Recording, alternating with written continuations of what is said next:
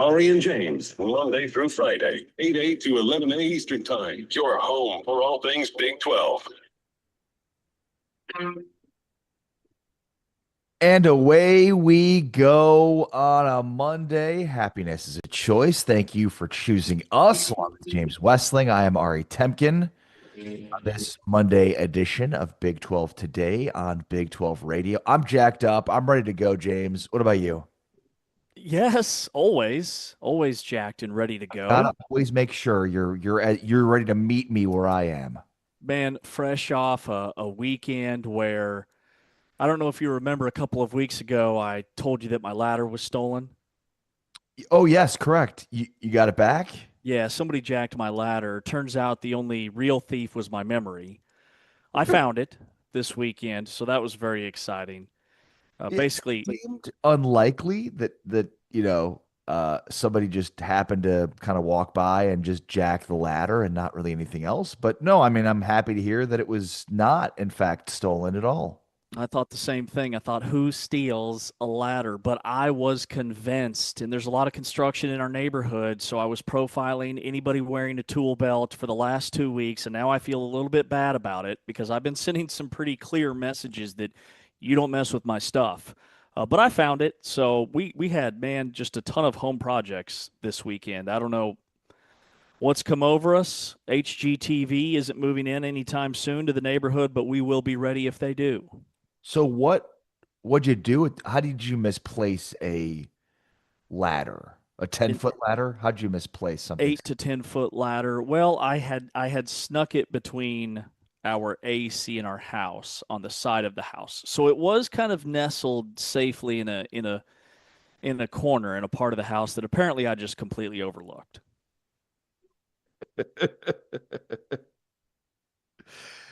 What I guarantee happened here is you felt like putting it back into the spot where it was previously would elicit some thieves. And so you had this grand idea of, hey, what if I stuck it here? This will keep it kind of out of the way for anybody that's in it, going to take it. But then you forgot that you did that and you thought it was back at the same spot. And the reason you moved it was the exact immediate thought you had for why it was gone. Did I guess pretty accurately there? That's 1000% accurate. I outsmarted myself, is what Yes. happened. Yes. And the But man, thieves, for and sure. they can't touch this. Call us MC Hammer. But also about 17 trips to Home Depot over the weekend. Every time I walk into Home Depot, I think WW8. What would Ari do? Ari wouldn't make multiple trips to Home Depot because you're right, man. Home Depot is a castle. It is a castle of nothing but goodness. But every time I walk in there, I think, okay, I'm going to get everything I need right here. This is it. Full stop. Right. I'm not coming back. 30 minutes later, I'm walking through that damn door. So a couple weeks ago, I brought up that fact that anytime you work on a project, you have to go to Home Depot. You always inevitably forget things and have to go back. It's always a 3 or 4 visit trip every time. You pushed back on that, by the way. You were like, me, please. I'm a hunter and gatherer. I know exactly what I need on every specific visit. So I'm happy to hear that you are human like the rest of us. Well, I'm sure that, my demeanor screams survival instincts. Yes. And so 100. that's what it is. I walk in there, I get everything I need. That was not the case this weekend. But yeah, we did a lot of like little things over the weekend that man, how are you with home projects? Like do you get frustrated easily if things don't go right? You What do you misread the instructions. what do you think? I'm going to guess you've put holes through your drywall with those bare fists in anger. In fact, that could be a reality TV show on its own, is watching you do home projects. Can I tell you the biggest frustration source for me in home projects is the reality of realizing that you've wasted so much time trying to do something that you're not going to be able to do. Like there's certain things that I've done and it's taken me a while and there's a source of frustration or whatever. But like the worst is when you put a lot of time into something and then you realize at some point like, oh, I'm not gonna be able to do this. So then you realize all the time you've wasted trying to do the project, you can never get back. That was me last night at 7:30 p.m. when I finally called it. I said it's not going to happen. I need one more thing. I'm not leaving the house. it's over. It is deflating. It is dejecting. It's like losing on a Hail Mary. Yeah. What's the project? Well, right now I'm working on this is not a home renovation. This is a side hustle, try and make money using Claude project. Oh, okay. So that's the one that I had to shut down. I was done with all the home stuff last night, but no, we did a clean the gutters, fix the basketball goal, did the yard, put up Wow. some floating shelves, built a bookshelf, just all kinds of random little knickknacks left and right. I've got some floating shelves I need you to hang. You have some time this weekend? Oh, bro, I crushed those floating shelves. Perfect. I'll Excellent. have I'll have them floating from room to room. James Westling, Ari Temkin, Big 12 today. On Big 12 Radio, we've got a very busy Monday for you. In fact, we're going to get started here in a moment with 9 major questions on a Monday to get us ready for the 2026 football season because we are 9 Saturdays away from the start of college football season. Also, Brett McMurphy, our friend from On3, joins us to talk through an article that he wrote and we talked about last week about the playoff picture in the Big 12. We're also taking a stab at the consensus. We're on number 4 here. So, who goes into the top 3? Who will be left out of the top 3 into lowly number 4? We'll decide that today between Kansas State and Houston as we try and get our consensus board to match up. But yeah, James, we are 9 Saturdays away from the start of the college football season. And, so just to um, kind of take people behind the curtain for a moment. So you put on the rundown for today's show 9 more Saturdays until college football returns. That's the tweet. And there's a tweet basically illuminating that. Well, that got me thinking on this Modelo Monday, like, let's have some fun. Let's take the gloves off. Since we are now on this Monday, we've got a short week this week, no shows on Friday for celebration of the 4th of July. And then by the time we get back next week after the 4th, it'll be time to go to Frisco for Big 12 Media Day. So I thought, you know what? Let's take the gloves off. Let's answer 9 very impactful, very important questions on a Monday to get us ready for this 9 Saturdays away from college football season. Let's throw caution to the wind and go all out on a Monday, on a Modelo Monday at that. I'm here for it. So, did you come up with all 9 questions? Of course I did, James. Right straight from the noggin of yours truly. Absolutely. No help necessary at all. So do you have some answers here for us? Dude, I've always got answers. I'm ready. I was born ready. All right. So here are the 9 major questions on a Modelo Monday to get us ready for the 2026 NCAA football season. These are 9 Big 12 related questions to help us celebrate 9 more Saturdays until college football returns. And we've done all of the work throughout the offseason. We've done the top 5 biggest, best newcomers at each position. We did the top 5 at every position. We did our Road to Arlington series, taking a look at a deep dive into each team. We're doing the consensus right now. So for anybody to be talking through all 9 of these questions, it feels like we're the right people here. So without further ado, let's get this rolling. All right. I've got my thinking cap on, and I haven't seen the questions. So, this is off the cuff. I'm ready. All right. Team with the widest range of outcomes. So, the first team that comes to mind is probably Colorado. And I feel like there's a team that we highlighted during the consensus that we both agreed probably had the most variance. And I don't think it was the Buffaloes because they've got a very difficult schedule. But the more I look at Coach Prime fully healthy, year 4, the buyout, the disaster the last season was coming off a 1-win Big 12 campaign and a 3-win overall, the roster has the talent to get back to a 9-win type ceiling season. So I lean Colorado. The schedule scares me, but Colorado's got some pieces.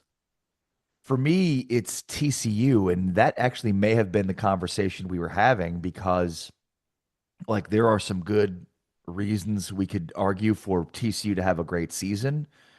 They had turnover issues. Their defense had been really bad the last couple of years, or rather, the defense has been growing, but they've just not done anything offensively to allow their running game to emerge, and too many turnovers has really bit TCU. Well, they come in this year with probably their best roster from a defensive standpoint.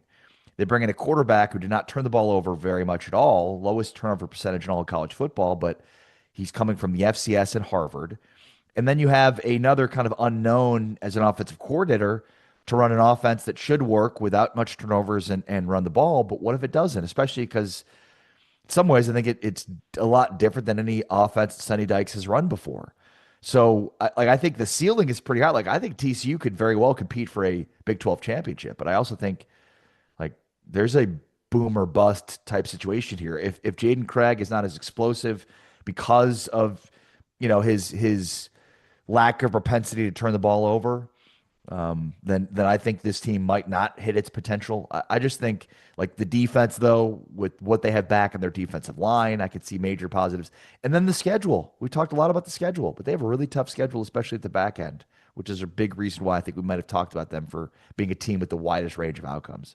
Yeah, so that's one team that I did not get to argue for in the consensus. And I lean it's going to work in Fort Worth. I think this is going to be a major breakthrough year because they've directly addressed the issues that have held them back. And I really like Jeremy Payne at running back. I think their offensive line is vastly underrated. And Craig's the perfect quarterback. And I think NFL scouts, there's something to like about this kid. I know that he played at Harvard and he was throwing for 300 or 400 yards against the powers of Brown and Cornell, but something tells me Sonny Dykes has some things cooking. I love Gordon Samus, the offensive coordinator. He is he runs a very unique system that is kind of an outlier right now in college football. So I love that pick. I could see TCU having a breakthrough year. All right. Who to you is the most exciting player to watch, or who are you most excited to watch? I should say, maybe not most exciting player, but just take that however you want. No, the first guy that pops into my mind is a guy we're going to talk about today, Kansas State quarterback Avery Johnson, because this time last year, we were talking about him as a dark horse Heisman contender. And back in Colin Klein's system, where quarterbacks have shined, whether it was Skylar Thompson or Will Howard and Adrian Martinez at Kansas State, or look at what he did this past year with Marcel Reed at Texas A&M. Avery's got all the pieces. He was bothered by all those drops last year. He's got elite 4.3 speed. I, I think he could be a 2,500, 800 type guy when it comes to yards, throwing, and rushing, which would put him in the conversation for Big 12 Player of the Year. Yeah, so I also have Avery Johnson as my most exciting player to watch for this season, or most excited to watch for this season. When we did the road to Arlington, Kansas State, Johnson was the biggest question mark, the one player they can't lose, and the pressure point, which I think speaks to this. Everything in Johnson's career seems to be culminating this season with the combination of Colin Klein as the head coach, play caller, with just what they have, with Joe Jackson returning after a 1,300-yard season. Yeah, I feel like everything now is in position for Avery Johnson to have his best season, and he needs to. All right, who's your dark horse, James? Well, this is 9 questions on a Monday to get us ready for the 2026 college football season. This is on a Modelo Monday, 9 more Saturdays until the football season starts, so 9 major Big 12 questions. Yeah, and we're going to have to carry this over to next segment because this is fantastic. Nicely done.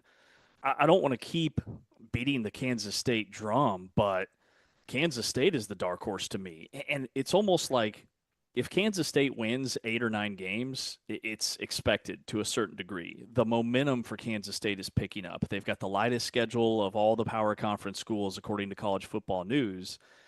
And so I see a path where 10 or 11 wins is very doable, especially with that 6-6 season last year that was kind of a nightmare. You almost lose to North Dakota. You win the turnover margin, but you can't establish drives because of all the drops. You had 5 of your 6 losses by less than a score. I just see a lot of things to like about K-State. And so they'd probably be my dark horse to go from like middle of the pack to top 3, top 4. Yeah, no, that's a good one. So, and I actually figured you would have gone with West Virginia here, because they're to me a dark horse. My dark horse is Colorado. I'm a big believer in what Colorado is doing this year. I just think it's the marriage of the quarterback with Julian Lewis and then the go-go offense. I just think that's the perfect marriage here. Colorado under Dion, we've just yet to see them have a successful running game. I think this is the year where they're going to do it based upon the go-go offense and how much better that's going to help Julian Lewis be. And then, I mean, the receiving core. You've got, arguably the best receiving core in the Big 12. Danny Scudero led the entire FBS in receiving yards in 2025. He was AP second team All-American. They had DeAndre Moore from Texas. So they are adding a ton of experienced pass catchers into this offense that should, again, be able to run the football effectively, more so than they ever have. And then, look, the defense of Colorado was really good in 24 and then was a disaster in 25.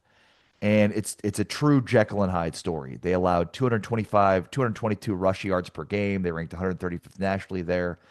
And I think, they brought in a new DC. They brought in players along the defense or the linebacking core that I think will help with the run game.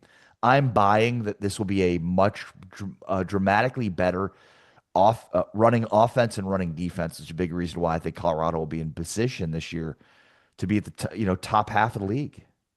Yeah, I like that Colorado pick. I'm excited to see what that offense does. When I think about underrated teams, yeah, sure, West Virginia comes to mind, but what is their ceiling, right? They've got a tough schedule. It's probably 7 or 8 wins, which would be a major improvement from where they were last year. The other underrated team that comes to mind is Arizona State. I really like what Kenny Dillingham has done, and I just think winning 8 games with last year's injuries and roster was a remarkable feat that is very much getting overlooked. A lot of people think it was just a byproduct of their schedule. They were still winning some very, very difficult games, and they were the only team to beat Texas Tech last year. So Arizona State, I think, has the potential with CJ Fight anchoring that defense to be better defensively than they were a season ago. So I would throw them in the conversation as well. Yeah, 'tis the season. This is list season, and so we are embracing list season on this 9 more Saturdays until college football returns. 9 questions on a Monday to get us ready here for 2026 football season. On the way next, as we continue this, most overrated and underrated in the Big 12, the best new face, the team with the most pressure, the conference game of the year, and the bold prediction. I'm talking bold. I may reject anything that's not as bold as it needs to be. That's all coming up next here on a Modelo Monday with James Westling. I'm Ari Tepkin. It's Big 12 Today on Big 12 Radio, presented by Modelo, heard on TuneIn and watched on Big 12 Studios.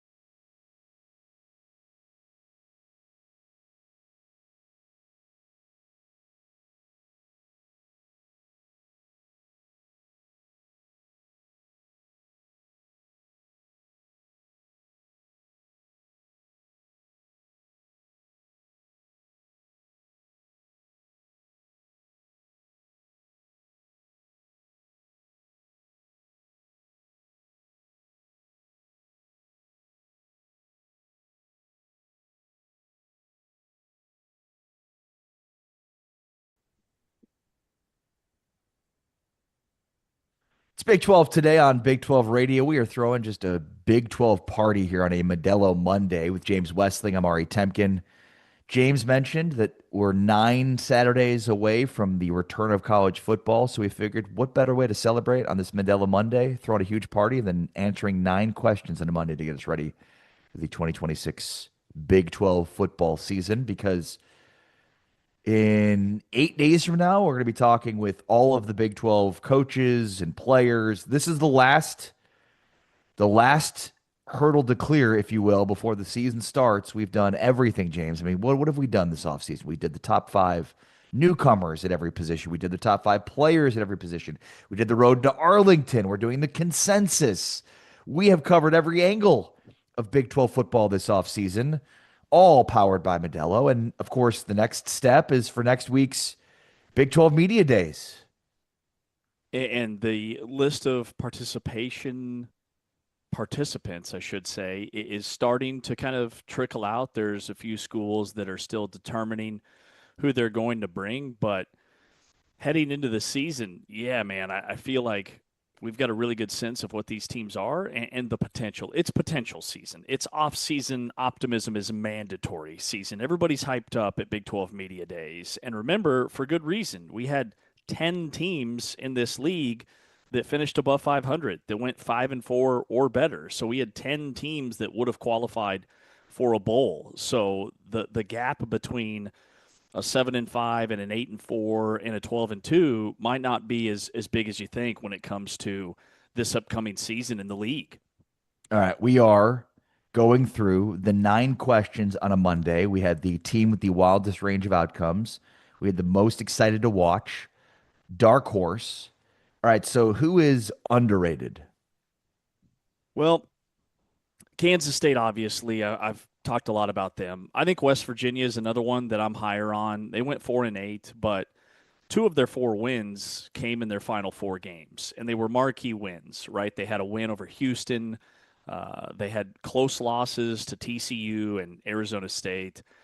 And maybe Rich Rod is one more year away in terms of getting the guys that he wants from an NIL perspective, but they dumped a bunch of money into 2 really key positions, quarterback and running back. And adding Rick Trickett to come back and coach the offensive line, there might not be a better positional coach in all of college football. He's in his late 70s, which is why I think some teams have maybe shied away from him, and he's been incredibly loyal to Rich Rod. He was at Florida State coaching their offensive line when they won the national championship in 2013.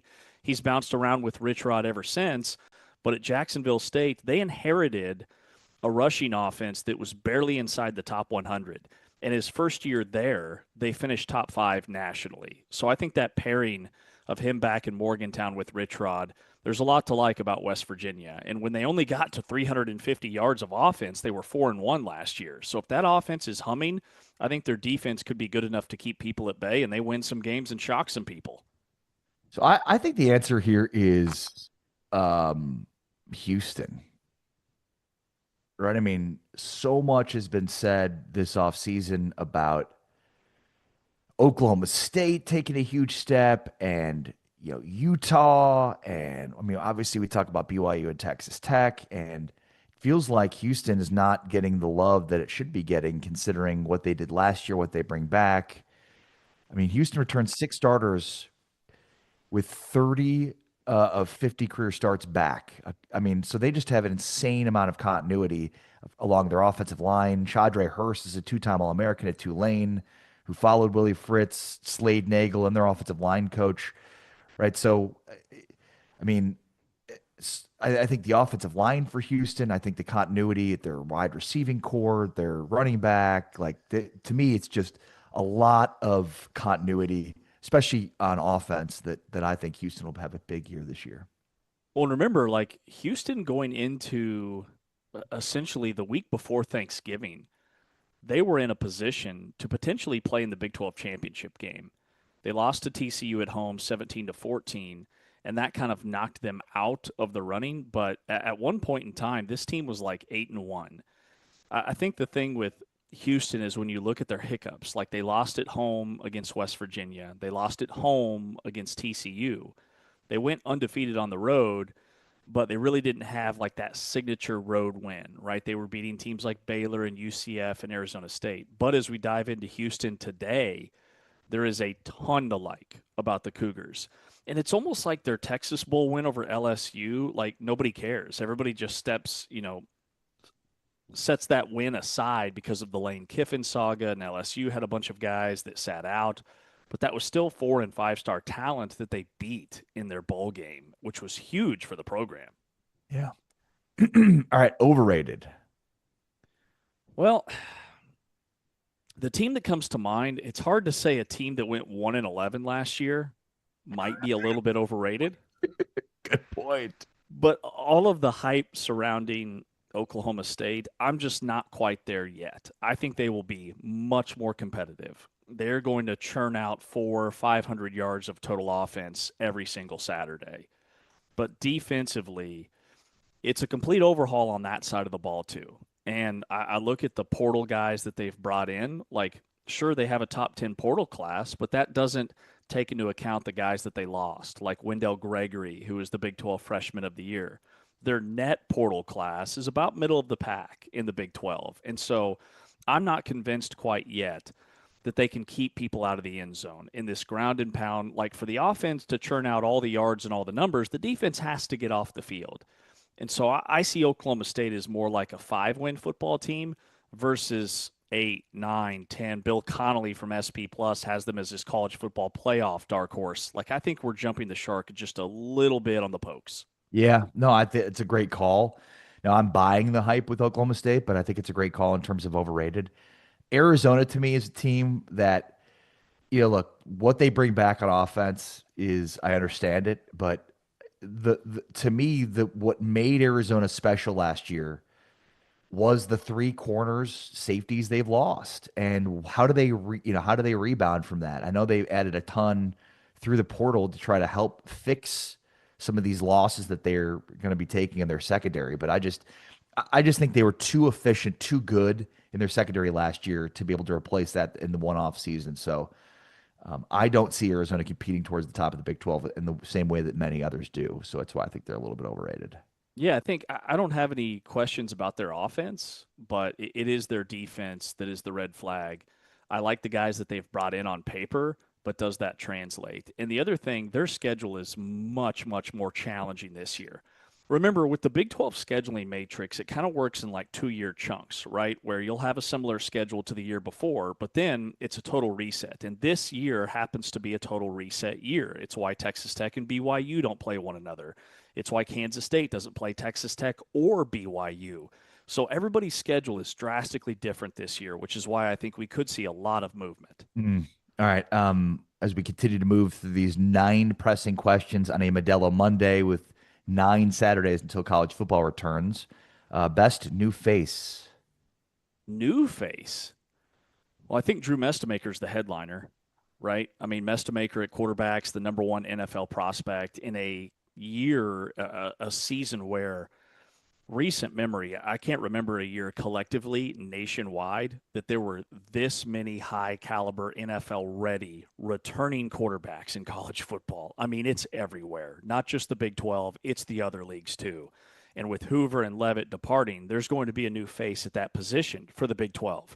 I think Fafita is going to have a really good year. I love Bear Bachmeier. I love Avery Johnson, Connor Wegman. I mean, there's still very capable quarterbacks in this league, but Mestamaker, whether they're winning or losing, he's going to be on the map because he's going to be throwing for 300 every single Saturday. Yeah, I mean, that's a good one. So I went a little bit off the board here and went with 2 faces that I'm excited to see, and that would be Owen Long at Arizona State and Cade Ulave at BYU. Owen Long, the Colorado State transfer, 151 tackles last year, led the nation. I think this is a guy that could become, very much one of the faces of the Big 12 this season. And then Cade Ulave, first team All ACC last year, did it at Cal. I think these are guys that are going to man the middle of their respective defenses. I think they're similar players, big time tackling machines. One obviously did it at Colorado State, the other did it at Cal. But those are 2 faces I'm excited to see entering the Big 12 because I think they're names that are not yet known, but nationally they'll become huge names this season. Totally agree. Love both those guys. If I was to highlight a position, I would go wide receiver. The guys that Texas Tech brought in at receiver are NFL ready dudes. Kenny Johnson, the kid Malcolm Simmons from Auburn, who actually had better numbers than Cam Coleman, who was the number one receiver in the country. Reed Harris at Arizona State is a second round projected NFL wideout from Boston College. TCU's brought in receivers. Scudero at Colorado.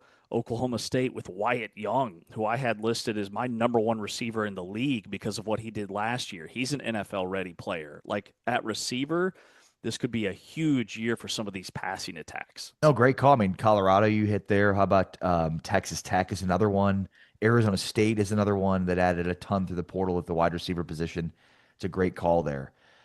Okay, who is the team with the most pressure? It's got to be right at the top, right?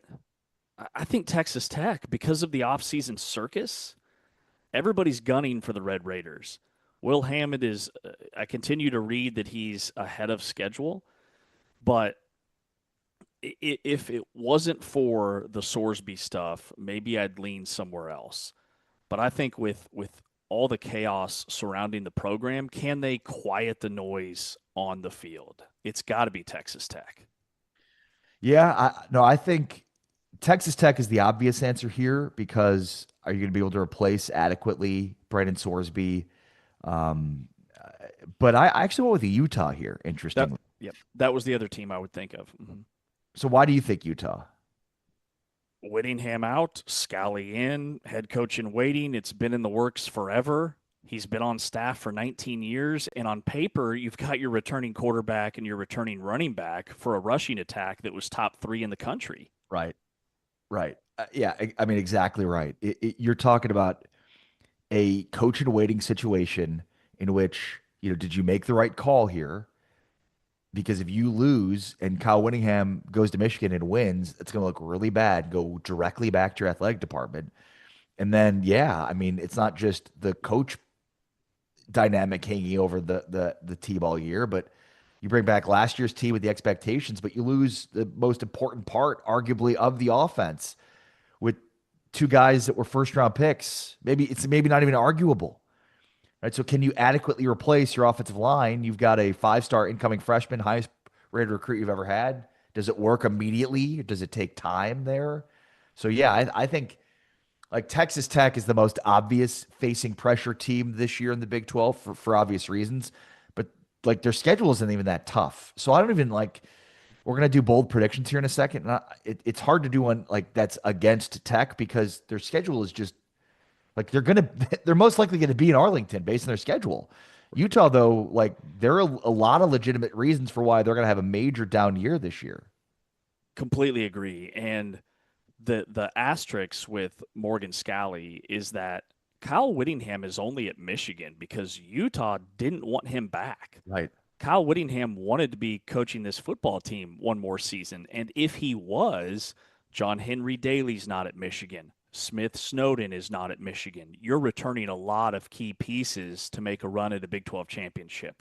So I think the fact that Utah kind of made their bed adds to one more reason why there is a ton of pressure on that program. All right. What is the game of the year in the Big 12? I think this one's really interesting because there's a lot of potential here. Man, so if I'm looking at for the league collectively, I can't stop thinking about BYU and Notre Dame. I mean, when's the last time Notre Dame played a Big 12 school in the regular season? It was probably BYU when they were in independent. So just to have that pedigree, CJ Carr at quarterback for Notre Dame, they might be the preseason number 1 team in the entire country. To have them, and not just playing them, but playing them in a true home environment in this conference, that's the first game that comes to mind for me. Yeah. I went with, and this will lead me into my bold prediction, Houston, Utah at the end of the season. Houston, Utah towards the end of the season. I think this is October 24th. And the reason for that is, like, I mean, I think it's for Houston. So Houston opens up the season with Texas Tech in Big 12 play. And for me, that's not the biggest game for them because they could lose that. And yet, still, if they end up this stretch here where they play K State, Oklahoma State, and Utah back to back to back weeks, that's the stretch where Houston could actually win the Big 12. And to me, it comes down to that Utah game, the finale of that 3-game stretch. We hit this 3-game stretch during the road to Arlington when it comes to Houston, but I think like regardless of what they do against Tech, if they manage that stretch against Kansas State, Oklahoma State, and then Utah on the 10th, the 17th, the 24th of October, then now you're looking at a team in Houston that should end up playing in Arlington. Yeah, and producer Will filling in for T Chains today added Arizona and Yeah, BYU in that's a good point. September. The other Other September one I game, thought and you touched on it there with Texas Tech and Houston. We're going to find out just how legit Houston is. They went 6-0 on the road last year, first time in program history that they've run the table in road games. So that game in Lubbock is on the road, but it could be Will Hammond at quarterback. It's week 3. It could be Lloyd Jones at quarterback or Kirk Francis. Like, who's going to be the signal caller for Texas Tech? And if it's Will Hammond and that's his first game back, that is a nasty defense in Houston that he's going to see in his return. Yeah. Yeah. Great call. All right. Before we get to Brett McMurphy here, let's do the bold prediction. Give me your boldest Big 12 prediction here as we're 9 Saturdays before the start of the college football season. Bro, my boldest Big 12 prediction is this. There will be 3 teams going into the final regular season Saturday undefeated in the league. Wow. BYU and Texas Tech don't play. Kansas State and Texas Tech don't play. Kansas State also avoids BYU. The toughest game on K-State's schedule is Houston at home. And then if the Utah thing goes right, Utah avoids Texas Tech. Utah avoids Kansas State. Utah plays BYU. So of those 4 teams, Texas Tech, BYU, Utah, Kansas State, I see 2 of them, 3 of them, I should say, undefeated heading into the final regular season Saturday. And only 2 can play for the Big 12 championship. Wow. I love that. That's a great call. The schedule will allow for 3 undefeated teams heading into the final regular season weekend. I've got a bold prediction here. You ready? Oh, I'm ready. You sitting down? Are you totally ready for this? We got Brett McMurphy coming up. Houston wins the Big 12. Ooh. Houston Oh, mama. wins the Big 12. How's that for a bold prediction? Hey, I like it. They've got a lot of returning pieces. They're the team I'm arguing today for the consensus. Now, do I make the case for Houston to win the Big 12, or do I make the case for Houston to slide to 4th in Big 12 play? TBD. That's all coming up. On the way next, though, Brett McMurphy from On3 has the piece that we talked about last week, which is the Big 12 CFP picture. That's all coming up next. This is Big 12 Today, presented by Modelo, heard on TuneIn and watched on Big 12 Studios.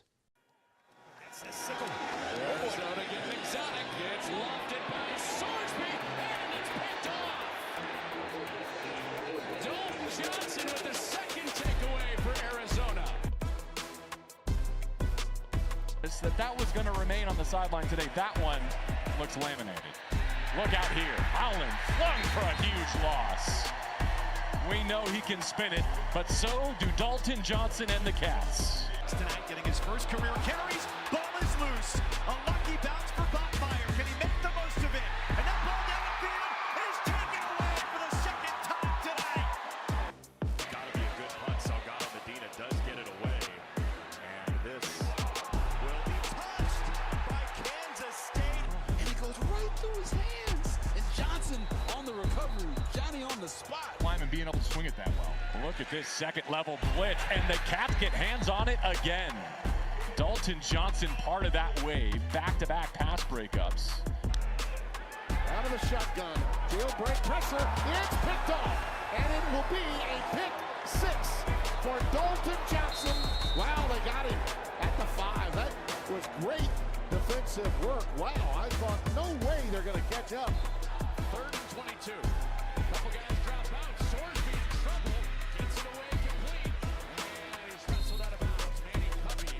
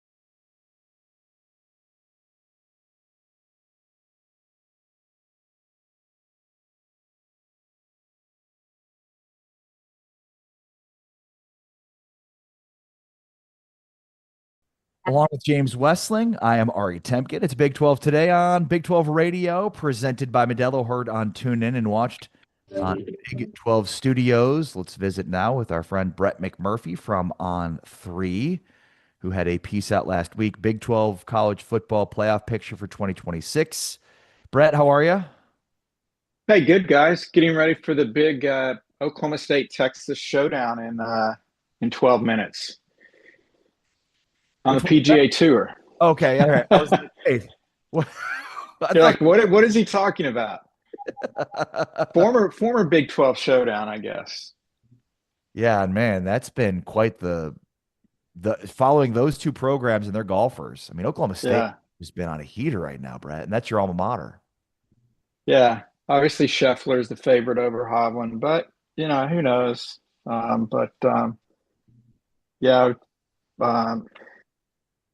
Oklahoma State's we are a golf school. I don't think there's any secret about that. But and here's my question to you: do any of the guys on the team right now, some of the guys that have won the national championships the last couple of years, you think any of them win a major in the next 5 to 10 years? Oh gosh, I don't know. I mean, shoot, they just had a kid win the DP Tour. He's qualified for the Open. I mean, that's impossible to say. Sam who just was in the top 10, whatever, in the last major. He barely even made the team when he was at Oklahoma State, and he did so well. And then he had somebody like a Matt Wolf that was all world in college that, it just hadn't clicked yet. Obviously, Ricky's been really, really good, but hasn't been able to do it. We'll see. I don't know. But it's cool to follow all these guys. There's so many of them. Like some guys will come out and do real well, and I'm like, wow, I didn't even know that guy was at Oklahoma State till I mentioned it. But they've been doing well, and hopefully they'll get a major one of these days. Yeah. So Brett, when it comes to Oklahoma State football, they seem to be a sexy pick when it comes to dark horse contenders in the Big 12. How lofty are your expectations for the Pokes this year in year one of Eric Morris and Drew Mestamaker? Yeah, I mean, look, it's this is nothing against Gundy. I mean, I loved Gundy when he was there. But yeah, I mean, it's got to be better than last year. I mean, right? It can't be any worse. I mean, that's obvious. But usually when everyone is picking something, as a trendy underdog or trendy pick or whatever, usually those guys are all wrong. So it's like if everybody likes something, it usually doesn't happen. So that's what kind of scares me. Certainly you look at the success he had at North Texas, what he's done,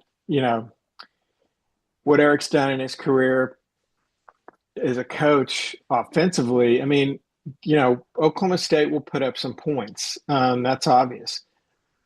What happens defensively, we'll find out. But, it's fine. And I may have mentioned this to you guys. If I have, I apologize. But, everyone's, every year everyone wants, what's your hot take on this coach or that coach? And I'm very honest in that I don't know anymore because the two examples are Scott Frost at Nebraska, we thought would be the greatest hire ever, and everyone said he was until he wasn't, and it just didn't work out for whatever reason. And then you have this old over-the-hill guy with no D1 head coaching experience and was basically graded as a C-, D+ hire, and then all Kirk Cignetti does is have the greatest turnaround in the history of college football. So what do we know? So you would think he's going to be successful. The Big 12, I think, is wide open after Texas Tech, and to some extent BYU, I think, is as close to Texas Tech as you can get. But I think those two are clearly a cut above everybody else. So after that, I mean, almost like 2 years ago, Arizona State picked to finish last, and they won it. I think you could mix or match anybody in that league, but I mean, everybody's excited in Stillwater. That's for sure. It won't be boring. We know that. And his first home debut will be a doozy when Dan Lanning and the Ducks come to Stillwater. Yeah, well said. Well, and in the piece you wrote about the college football playoff prospects for the Big 12, and you outlined Tech's path basically in winning the Big 12 back to back based on their schedule. I mean, basically, as you wrote, and it's the truth. I mean, their schedule's not going to test them with or without Sorsby, right? So, I mean, the fact that Will Hammond is going to be the starter, we assume, for most of the season should not stop Texas Tech from winning the conference simply based on their schedule. No, look, even without Sorsby, and look, these things can change once you get into season. But right now, Texas Tech is projected to be a double-digit favorite in every game they play this year. Now, if they struggle, those numbers could change. We were talking about Oklahoma State. That is right now, again, projected before the season, expected to be their smallest point spread. And that is when they go at Oklahoma State, I think they're somewhere between like a 10 to 12 point favorite. Houston, I think, is next closest. It's in that 10 to 14 range when they host Houston in their first Big 12 game. Isn't it ironic we're talking point spreads in Texas Tech? But no, that's just how it is. So, Texas Tech, the good news for Texas Tech is if you win the Big 12, you're in the college football playoff, whether you play 12 tomato cans or whether you play an all NFL schedule. So that's the good news. The bad news is, yeah, you're right. How will they be tested? And nobody's going to care what they do in the Big 12 if they do roll to 12-0 season. It's okay. What are you going to do in the playoff? Last year, it didn't go well. They didn't fare well in the playoff. So can they, win some games in the playoff? We'll have to find out. But, besides the schedule, I mean, they are, ultra talented. I mean, there's a reason. The schedule obviously is part of it, but also they're the most talented team in the conference, hands down. And, I don't know, teams usually find different reasons to rally together. Maybe they, use the Sorsby thing is like, oh, nobody believes in us now, or, whatever. It's funny. Every year you hear the national champion team that was like a 4-touchdown favorite. Nobody believed in us, but, maybe they'll use that. But yeah, I mean, Tech's not going to be challenged. They should roll. That's the great news for Tech in the Big 12. As far as the other playoff contenders, that's why I've got BYU as a possibility, and maybe only the real legitimate at-large possibility, because they don't have to necessarily win the Big 12, but they need to get to the Big 12 title game. And obviously you guys are aware, and everyone else, within 1,000 miles of Provo, is October 17th when Notre Dame comes to town. If BYU wins that game, then that's going to carry a lot of weight with the playoff committee. That could get them in at-large contention if they get to the championship game again like last year. And if they lose to Texas Tech, that would carry a lot of weight. Texas Tech may have to win the league. I don't know if they would get in at large. I mean, I don't know what you guys think, but with that schedule, 100%. They go 12-0, lose the Big 12 title game. I don't know if that schedule is going to be worthy of an at-large selection. The nightmare scenario for BYU is, ironically, with Notre Dame, is Notre Dame this year gets an automatic bid if they rank in the top 12. So you could actually have BYU beat Notre Dame, which the selection committee loves the head-to-head, rankings to slot a team over another. Yet when they get to the final rankings, they could have BYU at 11. They could have Notre Dame at 12, and Notre Dame would go over BYU because they're guaranteed a spot, and BYU would get left out. So hopefully that doesn't happen. If it does, I'm sure BYU won't opt out of the bowl game like Notre Dame did. But I do like the Cougars' chances this year as an at-large team if they can beat Notre Dame. Yeah, that would be a bad scenario.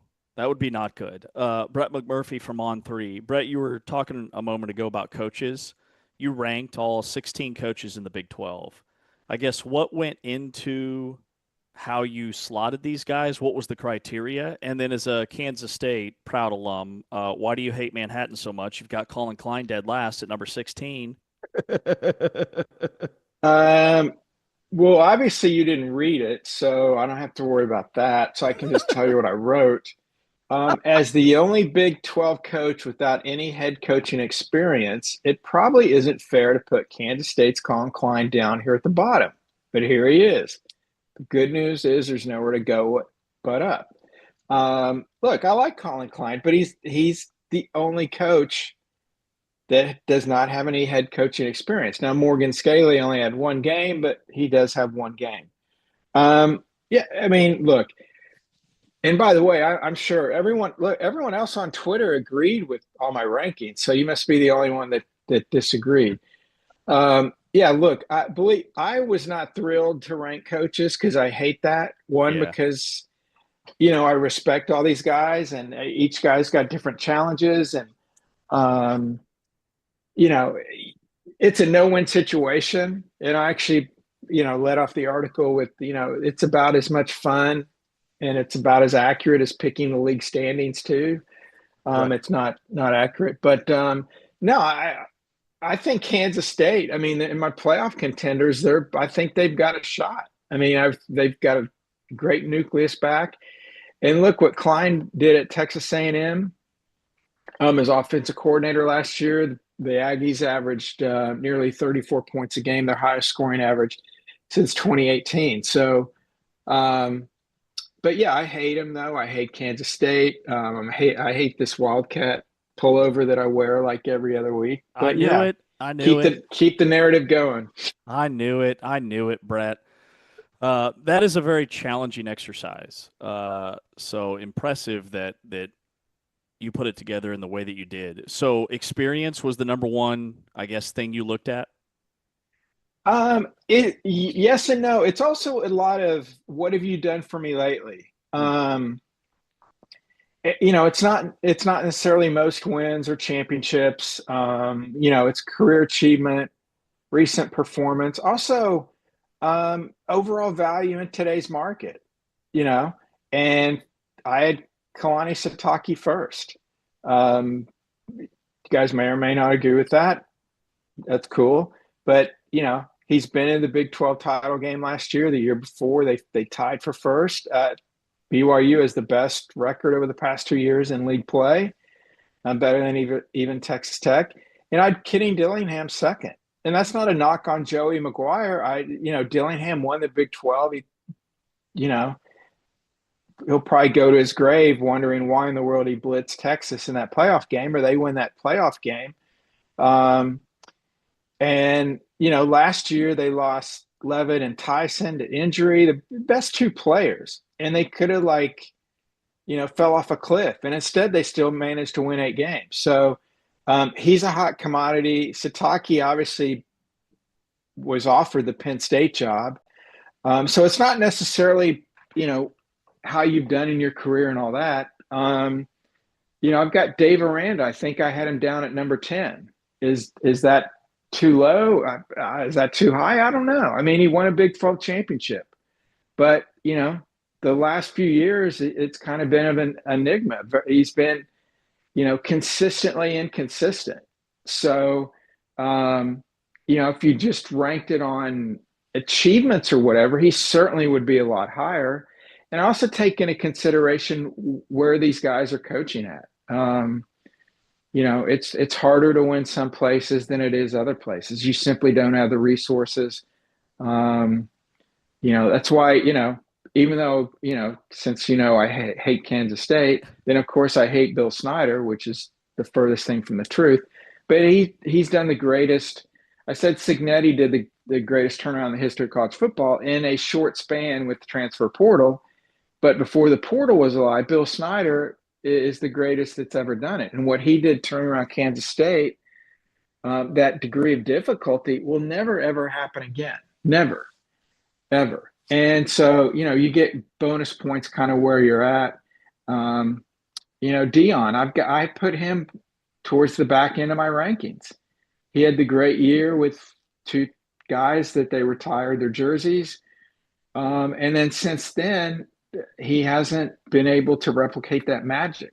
Does that mean he's a bad coach? Does that mean he's only a good coach when he has good players? Most coaches are good when they have good players. How good are they when they don't have, out of this world players? So, look, I know nobody agrees with it.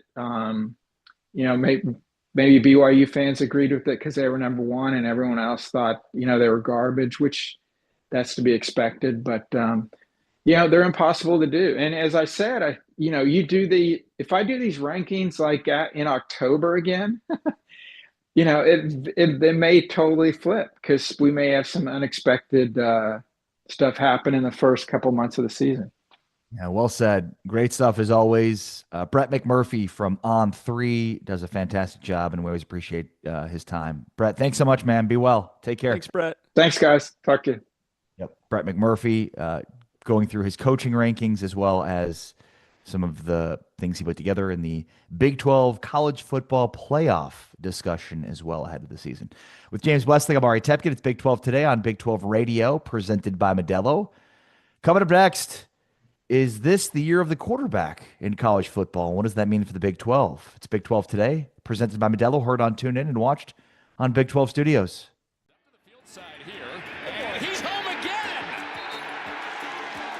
Changing up the look. The result is the same for David Bailey. 56% on the year on conversions. Jackson's in trouble and down. David Bailey, he is a sack machine.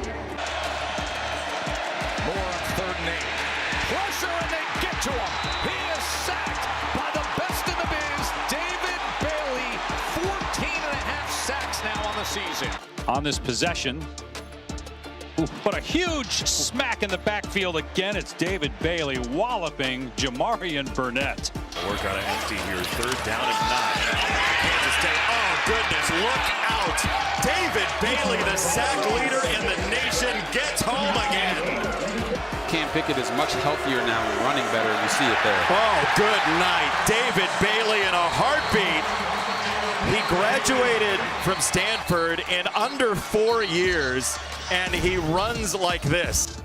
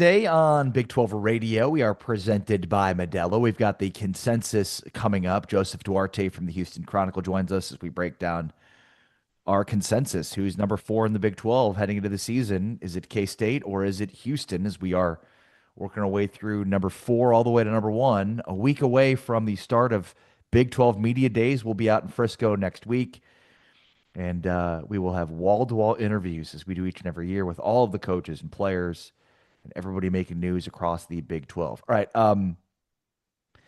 So, James, is 2026, 2027 the year of the quarterback in college football? The short answer is yes. So this 2027 NFL draft quarterback class is already being called historic. It's drawing comparisons to 1983, 2018, and the 2024 NFL draft. And using the most recent quarterback class as an example, that draft had 6 quarterbacks taken in the top 12. And right now there's not really like a fixed number, but the names piling up when you look nationally, Arch Manning, Dante Moore, Darian Mensah, CJ Carr, Julian Sayin, Drew Mestamaker, Trinidad Chambliss, John Mateer's back, Hoover, Sam Levitt. Like, we could see 4 or 5 quarterbacks taken in the top 10 like we did in 2014. And so where does the Big 12 like slide into that picture nationally when there's so many big names? Well, Mestamaker's the first guy. Go ahead. Well, and so ESPN, their way too early draft coverage has 12 quarterbacks in the top 50 of their consensus big board. 12 of the top 50. So that is just an insane number. And you just hit on a bunch of them. I mean, I think Mestamaker is the guy, and he's certainly included in that. So most expect him to take a pretty significant jump.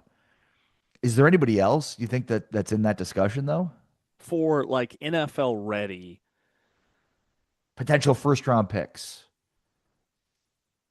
I don't know that I see anybody right now. With that said, there's potential for a guy like DJ Lagway, who is projected to be a first-round NFL talent after his freshman year at Florida. If he has a breakthrough year at Baylor, like he has NFL-ready pieces to his game, I don't think Avery Johnson would ever be a first-round NFL talent because he's more built for the college game. I just don't know that he's strong enough, although he does have a cannon for an arm. But if there's 12 in the top 50, that means any of those 12 could be first-round picks, right? Like if any of those 12 have a breakthrough season and it only takes one NFL team or NFL GM to fall in love with a guy, it could lead to a first-round selection. But Lagway, Mestamaker are the first 2 that come to mind, with Sorsby out of the picture. Bear Bachmeier is only a true sophomore, so he won't be eligible for the NFL draft. He would be another guy that I think has first-round potential long-term. And maybe Connor Wegman. Remember, Connor Wegman was a 5-star, highly profiled recruit out of high school. If Houston did win the Big 12 championship like you projected in our bold projections, I think that would give him an opportunity to skyrocket into the first round. Yeah, so I think you're 100% right on this being the quote-unquote year of the quarterback in college football. Now we'll see if it lives up to the hype in the same way that I'm not sure that last year did. Other names, I mean, Sam Levitt is going to be a big name in this discussion. Josh Hoover. There's other quarterbacks that can find themselves on this list. You know, remember, NFL teams want to take quarterbacks in the first round, but you obviously have to be good enough in order to get there. I think for the Big 12, though, specifically, that this season is not the year of the quarterback, obviously. Agreed. Now, I think there's a couple of things, if we infuse the Big 12 into this discussion, to point out. So, number one, Drew Mestamaker is probably a part of this, but anybody else? So you mentioned a few names there. I think one name you forgot is Jaden Craig. Craig is a guy that could potentially find himself, I don't know, first round seems lofty, but this is a guy that I think heading into last season got, a day 2, day 3 grade. So a guy that if he puts up big time numbers at TCU on top of his ability to not turn the ball over, I think he's a guy that could find himself in that discussion. You mentioned Wegman. But the real piece to me is the 2028 draft for the Big 12? Because I think there's 3 names here that are going to be, that could in 2026, 2027 turn themselves into first round picks in 2028. And that would be Bear Bachmeier, as you mentioned. Julian Lewis is another name from Colorado. And then how about Will Hammond at Texas Tech? Guys, Hammond was a top 15 quarterback coming out of high school. He's a 4-star recruit out of Hutto, Texas. He is a guy certainly that with success this year will thrust himself into the first round discussion in 2028. I think the year of the quarterback for the Big 12 this year is interesting because Mestamaker should turn himself into a first round pick this year. There probably won't be another, but 2028 could be a year with multiple first round picks at quarterback if things go right in 2027 for a lot of these guys. Yeah, I could totally see that. And remember with Will Hammond, to your point, he has the NFL tools physically. Also, Drew Mestamaker signed a 2-year deal at Oklahoma State. So unless he is projected to be a first round or top 15, maybe even pick in the NFL draft, he comes back. Yeah. Because he's guaranteed $3.5 million. He signed a 2-year, $7 million contract. Bear Bachmeier, I'm looking at prospect rankings for 2028, checks out as a top 7 quarterback nationally. And I think he only has room to go up when it comes to those rankings. The other guy is Cutter Boley at Arizona State. He will have eligibility in 2028. With what Kenny Dillingham has done at that position, if he wins the job this year, I could see him being a first-round pick next year. This list even includes the backup quarterback at Texas Tech, which is Lloyd Jones, as a top 30 prospect. So maybe he's the guy. But with Avery Johnson and Michael Hawkins, and remember, like Avery Johnson and Devin Dampier. Now, Devin Dampier, you would say right now is his body, he's not built for the NFL. But the NFL has shown over the years that they're willing to take a chance or a flyer on a shorter quarterback. What does that mean for Noah Fafita?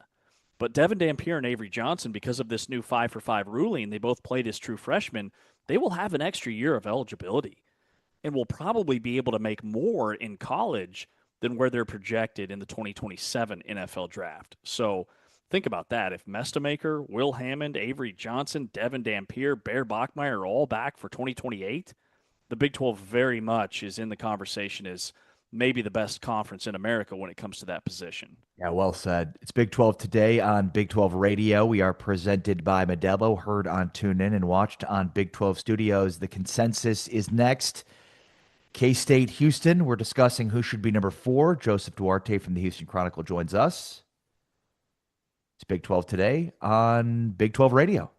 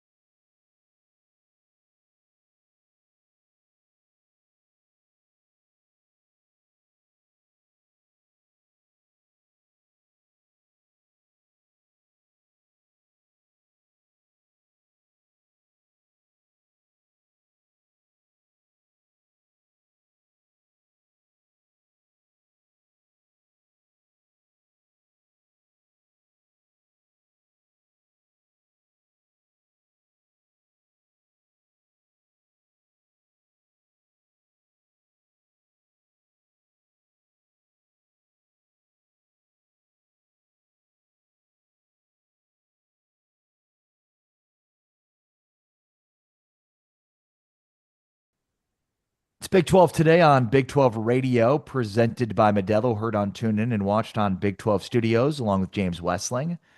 I am Ari Temkin, and this is the consensus. We've worked our way all the way from 16 up to 4, so now we are trying to figure out who the fourth best team in the Big 12 is based on our preseason. And with us now to talk through Houston is Joseph Duarte of the Houston Chronicle.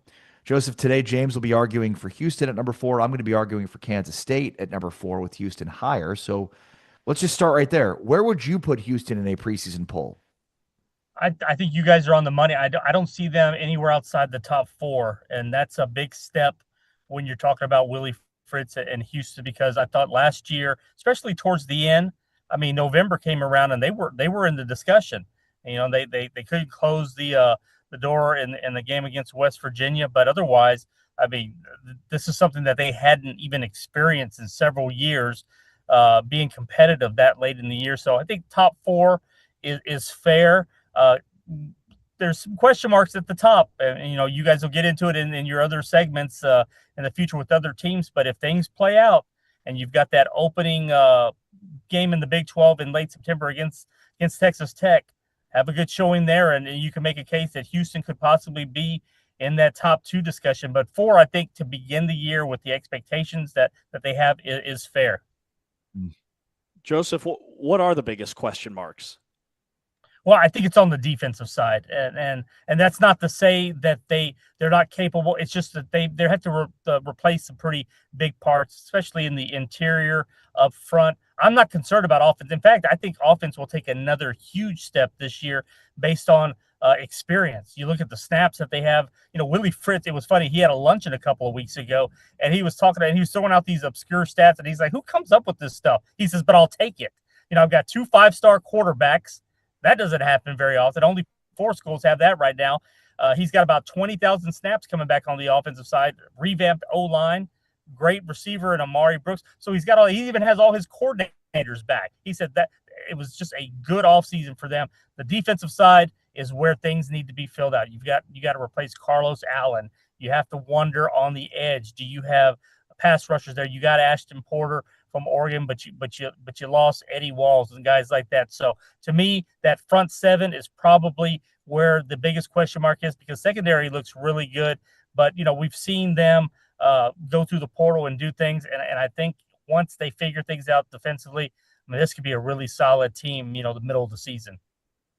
Talk with Joseph Duarte here. What are expectations for Connor Wegman? Well, to take that next step, you know, you look at last year, never was healthy at Texas A&M. Always was looking over his shoulder, and he put all that to rest last year. He showed that he is a capable option in the running game. He showed that the traits that made him a valuable quarterback coming out of high school. And I think just the new environment, the reset button, it all just worked out perfectly for them. They hit a home run in the portal when they got a quarterback of that quality to come into Houston. So now that you have him in year 2, there's no having to learn things or go over things. He knows the system. They know what they can get. And if he can stay healthy again, which really there's no indication that he won't, because he showed that shoulder is fine. His legs are fine. This could be another career type year for him. He almost had 3,000 yards last year. I think he tops that this year. I think he was close to 25, 26 touchdowns. He could be in that 30 range. So you get that kind of production with him throwing to arguably the top Big 12 receiver, or one of them, in Amari Thomas. That's a pretty exciting offense if you're Houston. Yeah, when you look at, you know, what they did last year, top 4 in the league in rushing offense, second most rushing attempts in the league. Do you see the offense leaning on Mekhi Hughes at running back, the transfer from Oregon, who was an All-American at Tulane, and then just what they've done on the offensive line? Or do you think it's more balanced where they do try to open up the passing game a little more? You know, I can see them doing a little bit of both. Now, Willie Fritz, his commitment to the run, he likes to run, and he's got a guy that he's familiar with. You mentioned Mekhi Hughes. if you base off of last year, it doesn't have a lot of mileage in the last year. Didn't really fit into their plans there.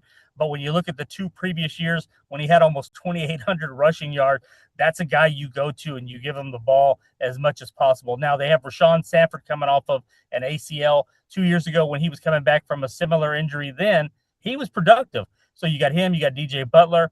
They say that they'll alternate backs, but I think if Mekhi Hughes just comes out and he's got you just give it to him and then you work the other pieces. Now on the flip side, they went out. They've got Trent Walker from Oregon State. He's going to be, I think, a really good receiver. They got Moose Takara. He's a guy that they brought in the portal. So they added pieces so that you're not just having to rely on Amari Thomas. So there could be the balance, James, that you're talking about there. And if that's the case and you can't predict, that makes them even tougher. But I think with Wegman at the top and knowing that what he can do now, you've got more options than you ever had, at least starting the year last year. Joseph, what do you make of what Willie Fritz has been able to do defensively? Because, every year he's been at Houston, they lose impactful defensive players, and they seem to just continue to be elite defensively. Well, the one thing that they haven't done, and you can't really blame it on him, they couldn't pay Shield Wood. They let him go to Texas Tech, and we thought that was going to be sort of the death blow for them because they had such a good, relatively speaking, good year with Wood. But then he went out and got Austin Armstrong, and this is a guy that very young, had been in the SEC, kind of wondering what you're going to get out of it, and they really didn't drop off that much last year. I mean, this was a very competitive, very solid defense, and I think there's some factors, Ari. They're going out, and I think they're able to do more with NIL. It's not where it absolutely needs to be, but they can at least be competitive. They want to focus locally. They feel like they can get some guys that maybe didn't work out that were from Houston, went elsewhere, want to come back home, and they're productive players. So Willie makes, and you could make the case for a lot of the different sports at Houston. With Kelvin, for instance, they do more with less. And I think that's been the key for them to be able to find the fits and the pieces that work, and you put it together. And at the end of the day, you get a pretty good team. And Tim Wins isn't a good team. Tim Wins was a great team last year, ending the year against LSU. So they feel like, the expectations are there. They want those expectations. And they feel like they're a team that, come the first week of December, they should be playing in Arlington in the championship game. Yeah, with, last season and the 10 wins, this offseason, I've seen some publications that give them like a top 10 portal class. Is it mostly guys wanting to come back home to the Houston area? Like, how is Willie Fritz cleaning up in the portal? A lot of it can be, like a Patrick Overmeyer tight end. They lose Tanner Koziel, who was just money the last couple of years at different stops. Overmeyer's a local kid. You look at a linebacker that they had, Yates. I believe he was maybe in the Big Ten. He wanted to come home. Mekhi Hughes has the connections to Tulane. So there's a connection in a lot of these places, whether, maybe you recruited them down the road and they're like, hey, don't close the door on me one day. Maybe those are the kind of situations I think Willie excels in. The relationship building where if a guy happens to be open later, Ashton Porter, for instance, he's going to be huge for them in the pass rush. He's a Houston guy. Willie jokes that he hasn't gotten on a plane yet to recruit since he's been here. And I believe him. I don't have to check the receipts on that. I think if you look at his car, it's probably got several thousand miles on it, but plane wise, they're concentrated on Houston. And those are the type of guys that are helping them make this jump, from year 2 to 3 and now 3 to 4. Joseph, what has to happen for Houston to win the Big 12 this year? Stay healthy. I mean, we saw last year, and that was sort of the key last year. They didn't lose any of the key parts, except for maybe, they had some O-line issues early on. I think between health and if you get what you think you're going to get out of the O-line, I think that'll be the difference because the focus was on the O-line. They went out. We haven't even talked about Shadre Hurst. He's a left guard, preseason All-American, got ties to Willie again at Tulane. Strongest guy on the team. This guy will manhandle you. You have him at left guard. You have Anthony Boswell at center. You bring him in from the MAC, and then you have Drew Terrell at right tackle. Those are 3 new parts, but all 3 of them have significant snaps that they played elsewhere. And you throw that in with Alvin Eboselli and Mackenzie Agnello. Man, these names are getting harder to pronounce every year. You got those 5. And this could be – Willie thinks this is his best offensive line he's ever had anywhere. So if you have that protecting Wegman, watch out. So I'm trying to the new eligibility model, Joseph, the 5 for 5.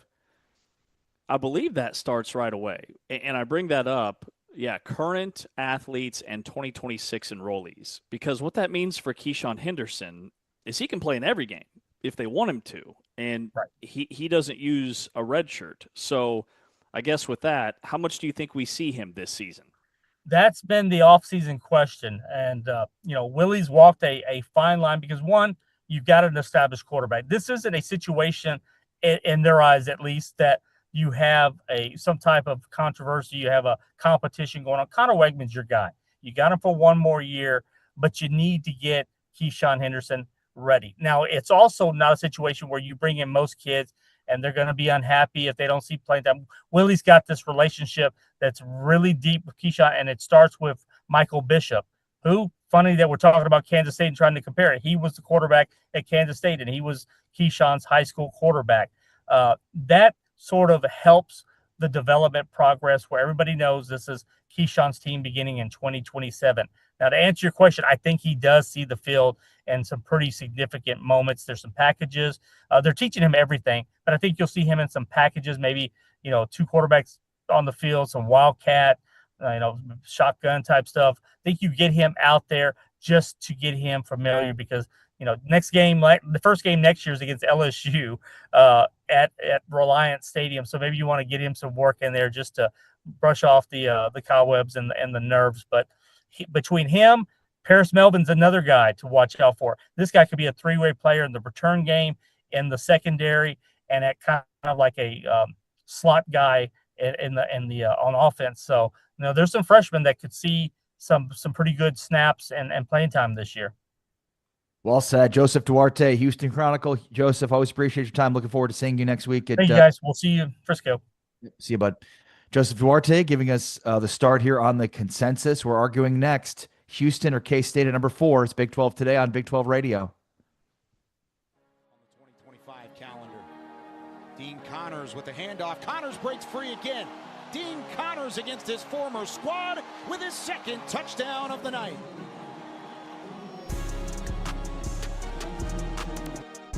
And maybe get a little overzealous and leave some room for Connor Wiggins. Fakes the QB draw. No way catch! Are you kidding me? Dean Connors stabs it with one hand. But the individual effort from Connors to get a hand on that one and bring it in, that's the kind of play that gets the sideline juiced. TCU stacks the edge, and look at Dean Connors go. Dino on the go. They've been on the field for a while. They want to stay on the field offensively. Whitman to throw. Connors. Oh, my God. He's got it. Trumped him. Room to run. Connors tripped up at the 10-yard line. The rest is all the big 4-4. Dean Connors up the sideline.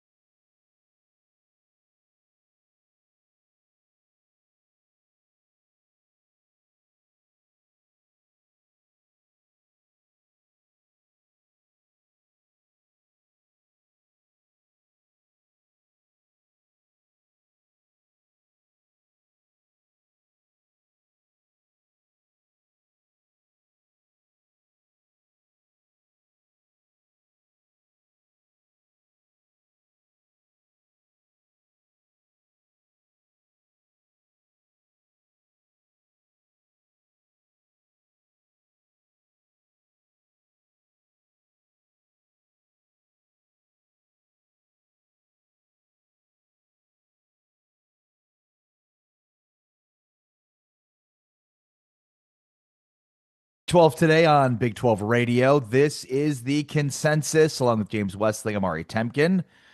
All right, so we have worked our way all the way from 16 up to 4 here. James made his own preseason poll. I made mine, and we've come together with the consensus to figure out what the consensus is between the show for 1 through 16. We've got Cincinnati at 16, Iowa State at 15, Kansas at 14, UCF at 13, Baylor at 12, West Virginia at 11, Colorado at 10, TCU 9, Oklahoma State 8, Arizona 7, Arizona State 6, Utah 5. So we've hit the top 4 here. I will be arguing for Kansas State at 4. James will be arguing for Houston at 4 today. So let's pick it up right there. James, let's talk where they finished in 2025. Yeah, I mean, this was year 2 under Willie Fritz. Year 1, they win 4 games. Year 2, they win 10. They win their bowl game, Texas Bowl champs over LSU. And they've arrived in the Big 12. They're here. I mean, to finish in the top 25, it was the first time that they had cracked the 20 to 25 range since they became members of the Big 12. It was the first time that they finished a season ranked since 2021. So they tied with Arizona and Arizona State for third, sitting just behind Texas Tech and BYU. Utah was in the mix. They were 6-3 in league. Now, those losses were to Texas Tech. That's not a bad loss. But they lost at home to West Virginia. That's their major blip on their schedule. And then they lost at home to TCU. But turning a 4-win disaster in a program that was trying to fight its way out of the cellar into a 10-win ranked bowl-winning season, that was a complete program flip from Willie Fritz. Well said. For K-State, 6-6, 5-4 in Big 12 play. Remember, they started 1-3. I'm sure you do, James, with a loss to Army. They were 2-4 before they closed out the year 4-2. They had a win in the snow in Colorado where Avery Johnson only needed to go 10 for 17 for 115 yards because the run game just completely destroyed Colorado. But there was no bowl appearance. Chris Kleiman steps aside. They had enough wins for a bowl game but did not take it up. So that was how 2025 went. All right, what changed for Houston? Yeah, so remember last year they had a ton of changes on their coaching staff. They had a new offensive coordinator. They had a new defensive coordinator because Sheil Wood left for Texas Tech. Well, now they don't have to worry about that anymore. All of their coaches are back, and I expect the offense to take another step forward under Connor Wegman. He had 2,500 passing yards. He had over 600 yards on the ground. The kid accounted for 32 touchdowns. But I think last year, the offensive line was probably a glaring weakness. They had the second most rushing attempts in the Big 12, but they finished 4th in yards. They only averaged 4.1 yards per carry. But the biggest thing that's changed for this year is per on 3, they have a top 7 transfer class in the country. A lot of local kids that played high school ball in the Houston area are back. Shadray Hurst, which we heard Joseph Duarte say is the strongest guy on the team, a 2-time All-American. He'll be on the offensive line, and he'll be paving the way for Oregon running back Mekhi Hughes, which is another one of these Willie Fritz reunion pieces from Tulane where he shined. So I think offensively, there's a lot to like about this Houston team, but there are some big gaps to fill defensively. Carlos Allen led all Big 12 defensive tackles in tackles. Cornerback Latrell McCutcheon Sr. off to the NFL. And then tight end Tanner Koziol was a top 5 tight end nationally. So there are some major holes to fill, but I think they've done it.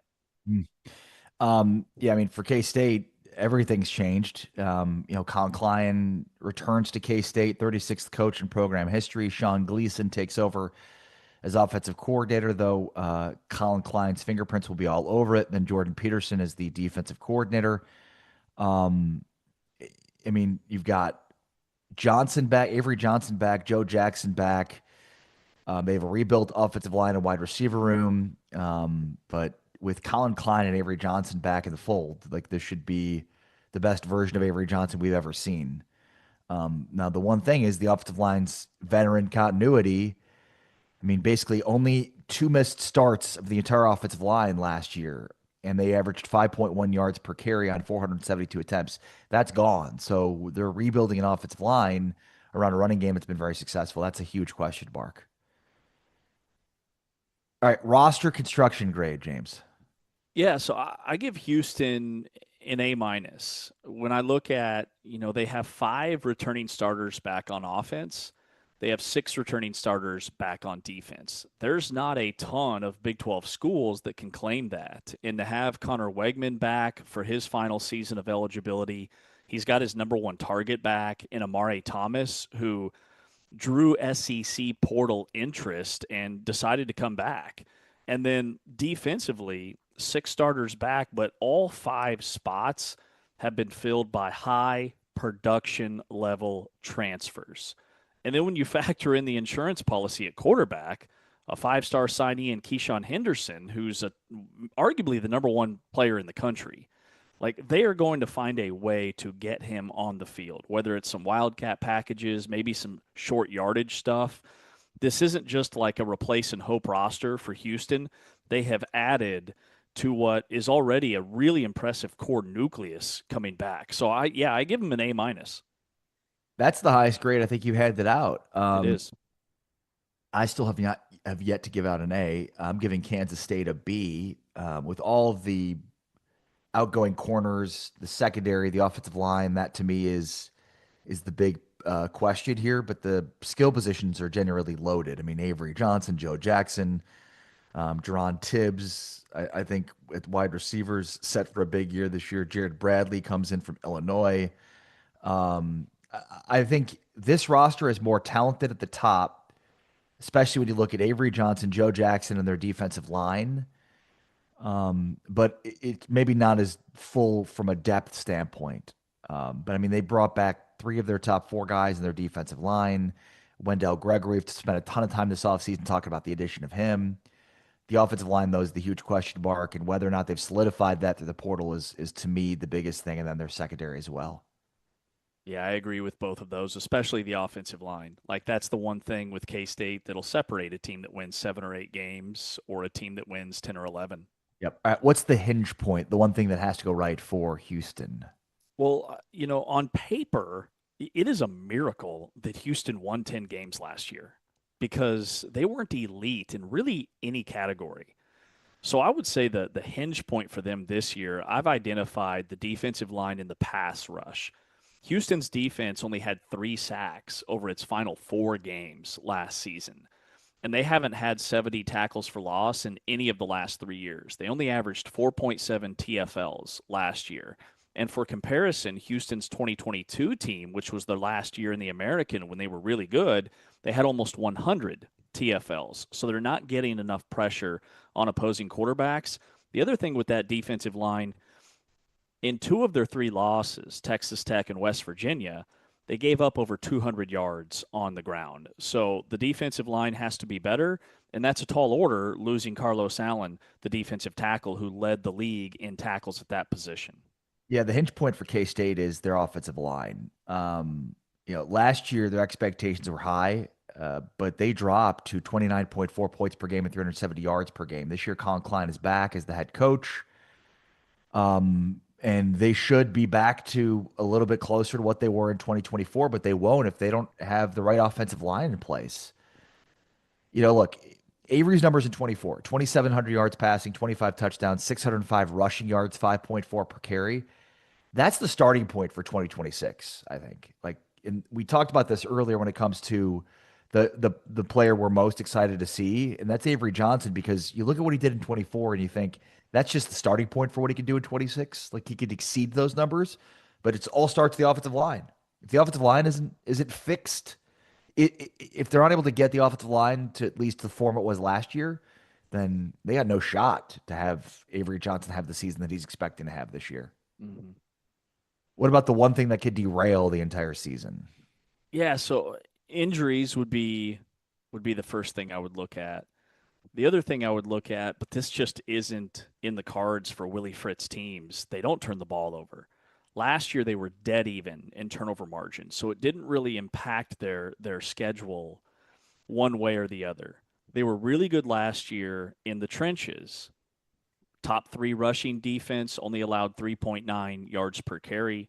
Top 4 rushing offense, but where they did struggle is their passing defense. They were 14th out of 16 teams. They gave up almost 250 yards per contest. And then their red zone defense. Last year, they were elite in the red zone. Opponents only scored on 74% of red zone trips, and they only scored touchdowns on 10 of 31 trips to the red zone. Wow. Opponents settled for over 10 field goals. So the red zone defense would be one thing I would look at, and then it's really hard to win on the road. Can they mirror what they did last year away from home? And we can get into their schedule a little bit later on, but all their toughest games this year are on the road. And last year, their toughest games were in Houston. Yeah. For me, the one thing that could derail the season, it's the secondary. Replacing 3 departing starters. There's a ton of production they're losing. They ranked 9th nationally, their defensive backs, in Phil Steele's metric. Kansas State's defensive back unit, according to Phil Steele's defensive backs metric, went from 9th nationally in 24 to 46th in 25. And then they lose 3 starters from that group, including VJ Payne. That to me is like, this secondary could be very bad. If it is, then this team is not going to get close to what they're expected. All right, Big 12 today on Big 12 Radio. This is the consensus. We're trying to figure out if we can come to a consensus on K-State or Houston at number 4 in our preseason poll. We'll continue next, taking a look at their schedules, doing a deep dive into the ceiling comparisons, all on the way next. This is Big 12 Today, presented by Modelo. Behind the sticks again. This one's picked off. Intercepted by Purnell. Des Purnell, a touchdown. What an incredible play by Purnell yet again. The game back to tailback. Blitz coming. Daniels fumbles. A 4th down takeaway for Kansas State. Malcolm Alcorn Crowder. Pick play in the middle that turns a defender loose. Big strong receiver to make those plays. Hit for Kansas State. Purnell and Romaine together. Purnell was first. Romaine second. Hoover, tip ball. It's intercepted by Purnell. Des Purnell, his second of the day. Purnell with another interception, and he tries to get to the end zone again.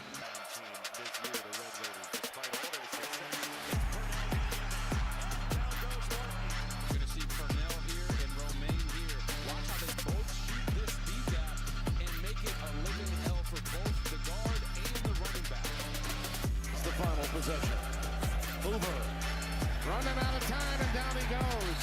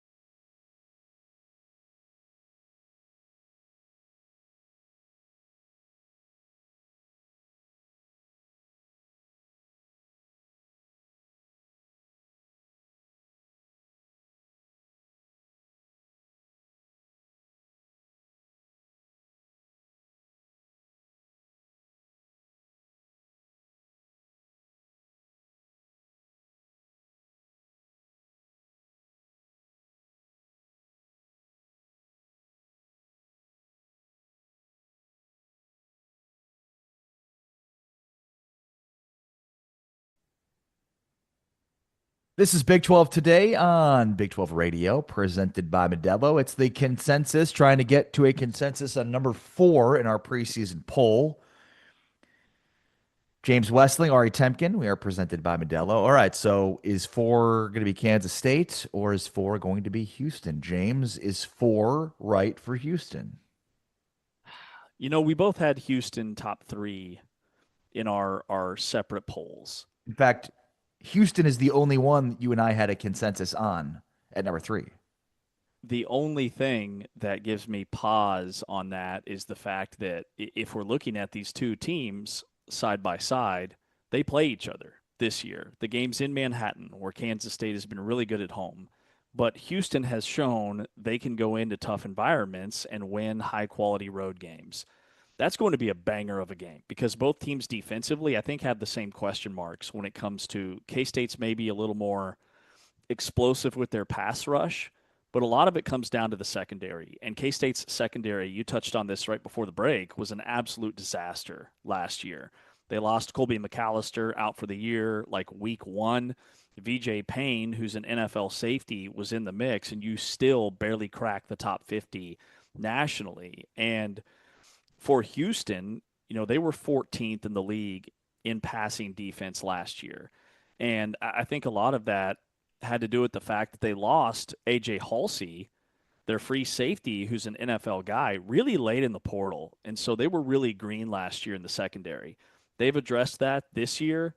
They've added Will James as a returner, but they've added a transfer, J.D. Ram from Auburn. They added Kentrell Webb. C.J. Douglas is going to start. He was an FCS All-American at Samford. Jordan Allen had a breakout year last year, started 13 games at safety and posted a really impressive Pro Football Focus tackle grade. He was 4th among all Big 12 safeties in missed tackles. He only missed like 7% of his tackles, which was second best among Big 12 safeties. So Jalen Mayo's a transfer, and then Javion White's the other transfer who Willie Fritz is familiar with because he coached him at Tulane. Phil Steele had Javion White as a preseason 4th team All Big 12, one of the only like newcomers in the secondary that he included on his preseason teams.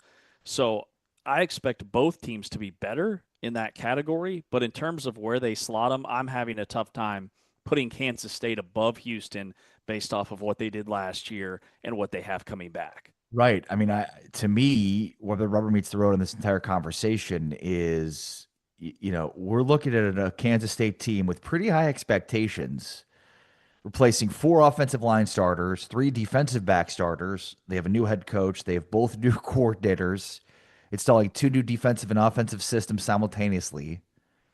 Like, I'm not sure how we're even having a discussion about this, quite frankly. 4 seems very high for a team with all of that. And I completely agree. I mean, we need to lock in Kansas State at number 4. We need to lock in Houston at number 3. Or maybe tomorrow we make the case for Houston to be preseason number 2 over BYU or Texas Tech. There's a lot to like about this Houston team. I don't think last year was a fluke.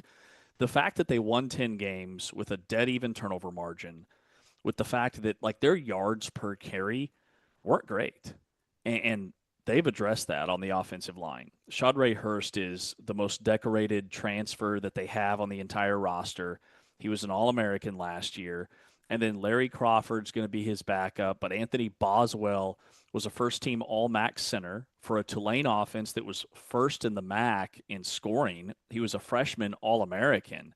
He's a really underrated addition in the portal.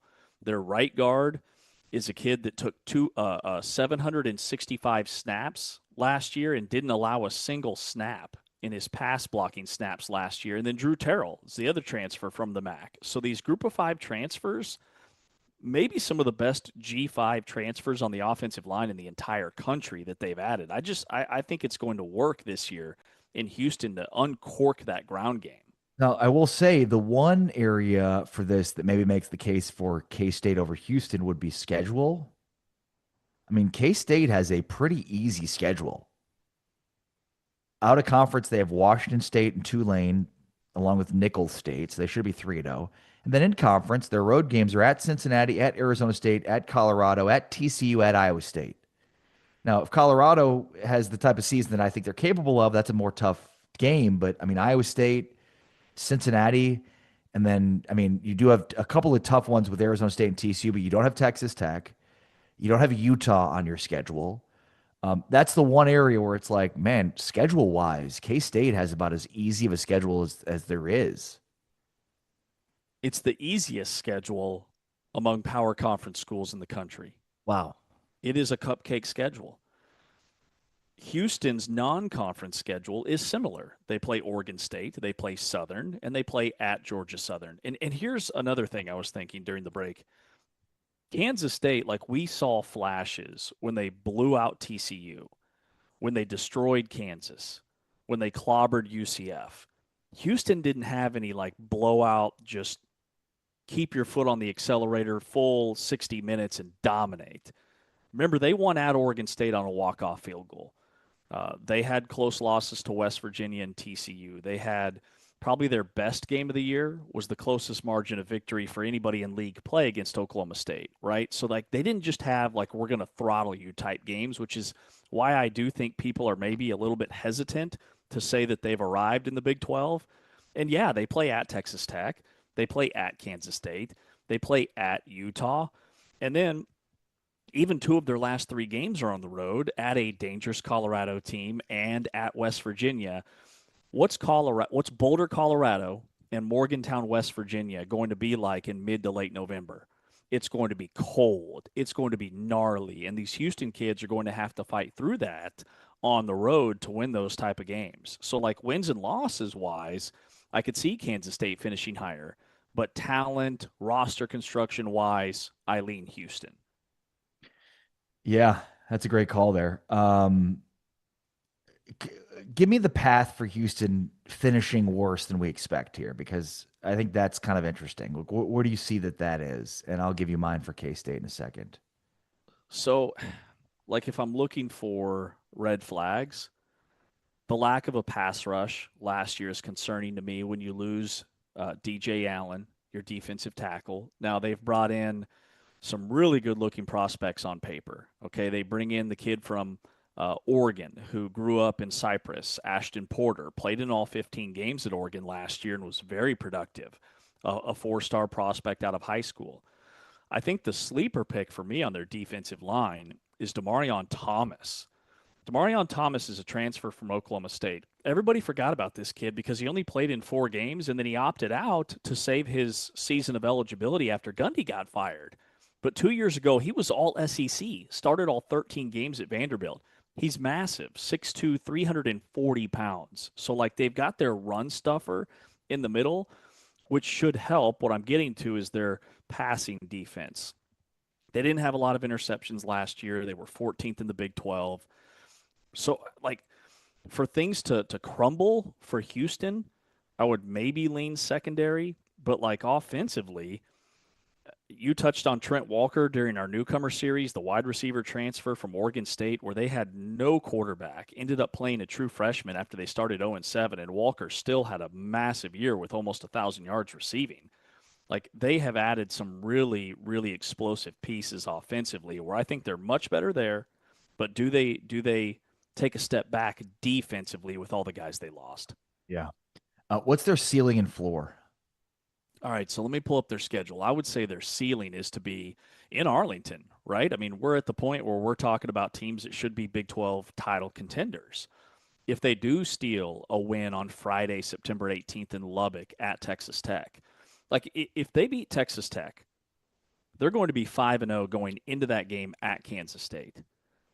That would mean they're a top 10 team. If you start 5-0 and you're preseason ranked anywhere even near the top 25, which they should be somewhere between 20 and 25, you're going to be in the top 10 that late in the year. So, like, we could be talking about a ranked matchup in Manhattan on October 10th. So, ceiling-wise, I think probably 10 wins again. Remember last year they went 9-3 in the regular season. I would put their ceiling at 1 game better. I would put them at 10-2, but I'm concerned about those late November road games at Colorado and West Virginia because that time of year, man, wacky stuff happens. And like I said, it's going to be cold, gnarly weather that they're going to have to fight through. Yeah. I actually see quite a level of variance here with K-State. And I mean, for me, it's like 10, 11 wins getting to the conference championship. Like that's definitely their ceiling. And I think like there's a shot they could do that. But I also see like a path where their floor is 5 wins and missing out on a bowl game. I mean, if again, going back to one of the themes we've talked about with K-State, though, if their offensive line doesn't gel and it's not as good as they're expected, and then, their secondary as well isn't able to stop teams, plus, they just don't recognize the offensive potential with Colin Klein and Avery Johnson. Like I could see this thing going south year one for Colin, and it's 5-7, and then suddenly everybody's blaming Avery Johnson, and it's like, well, he's not the guy we expected that he was going to be. I mean, this is an offensive line group that only allowed 13 sacks in 2025, and despite that, they didn't look great offensively with Avery Johnson. So if they don't get the offensive line solved, as we've discussed, this thing could be very bad. Yeah, no, I'm with you on that. Now, the thing about K-State and their ground game or potential is with Avery as a ball carrier, they're also super deep at running back. Like Joe Jackson gets all the headlines because of the year he had, but they brought in some insurance policies, which they didn't have last year. After Joe Jackson, they were handing the ball off to a true freshman in Devin Rice, who I don't even think is with the team anymore. They brought in Rodney Fields from Oklahoma State, Oklahoma State's best running back the last 2 seasons, small, quick, twitchy, kind of that Dylan Edwards type guy. And then they added Jay Harris from Oregon, who's like 230 pounds. He's your bruiser between the tackles. So if the offensive line does gel, that K-State offense, like Houston, could be super explosive. All right, so final say here, James. Are we going with K-State at number 4? Yeah, let's go K-State number 4. Real quick, like just looking at Houston's floor, I see 7-5 as their absolute worst. At Texas Tech, at Kansas State's a tough game, at Utah's a tough game, and they're all 5 road games. I don't see Houston losing a home game. Oregon State, Southern, UCF, Baylor, and there's one more I'm missing. Cincinnati. None of those teams are going to walk into Houston and beat the Cougars, but those cold weather games scare the bejesus out of me. At Colorado, at West Virginia, if those teams are relatively healthy, and that's another thing, Connor Wegman, his only healthy season was last year. Can he stay healthy back-to-back seasons, or is it the Keyshawn Henderson show? Good stuff. Yeah. Look, I think having K-State be 4 preseason is actually, pretty remarkable when you consider how disappointing last season was. You started off 1-3 and 2-4. You finished the season 4-2, but I still think expectations were much higher. There were a ton of expectations on Avery Johnson. And I don't think I don't think Chris Kleiman was on the hot seat by a stretch of the imagination, but in many ways, he did K-State a huge favor by stepping aside before Colin Klein got another opportunity elsewhere and then never returned to K-State. The opportunity was there. He's been at Texas A&M, Colin Klein, for 2 years. And what he had done was pretty insane considering the offensive issues for Texas A&M the last few years. So this, to me, preseason 4 for K-State, for me, represents the potential with Colin Klein here, and that we expect that this thing is going to be very good. Totally. Kansas State at number 4 is something K-State fans should be really excited about. I mean, that would, based off of our pecking order consensus, make them the dark horse sleeper team of the Big 12. Houston deserves a spot in the top 3 because they didn't just get better at a few spots this offseason. They directly addressed the 2 spots that decide Big 12 contenders, the offensive and defensive lines. And they kept every single playmaker that mattered. They kept Amari Thomas. They kept Connor Wegman. And then they added to those skill positions with upgrades, in my opinion, with Trent Walker and Mekhi Hughes. Now, I do think they're going to miss Tanner Koziol, but Patrick Overmyer is a very capable tight end. He had a top 10 SportsCenter catch last year that was Odell Beckham Jr.-esque, where he just speared it one-handed for UTSA. I don't think it's fair to drop a team that went 10-3, 6-3 in Big 12 play, finished in the top 25, and every single one of their losses were either games that were decided by a play or two, or they were losses to high-quality bowl teams in TCU and Texas Tech. All right, so we lock in here. Kansas State at number 4, which leads to a really interesting dynamic here because you and I both have Houston at number 3. And then we have 2 different teams at 1 and 2. And we'll get into this as we progress through the week. But so I guess what we're going to have to do is tomorrow we just make the case for Houston at 3. We know the consensus is there. We just come up with why it's the consensus and maybe why they could be lower or why they could be higher. And then we argue on Wednesday whether it should be BYU at 1 and Texas Tech at 2 or Texas Tech at 2 and BYU at 1. Okay. Or, yeah, we could do that. I would also almost say I could argue again for Houston. I think Houston is a legitimate title contender. If you wanted to bring Texas Tech into the fold, I would be okay with that because these teams play each other in a marquee early September conference game on September 18th. We don't know who the Texas Tech quarterback is going to be. Very much of that will be dictated by Will Hammond's recovery. And all 3 of Houston's losses last year, their breakdowns had like outside explanations when it comes to why those losses occurred. Whereas you can look at Houston and their 10 wins and say that was the real Houston versus the Houston that lost to Texas Tech when their backup quarterback had to play most of the game because Connor Wegman got knocked out. Yeah.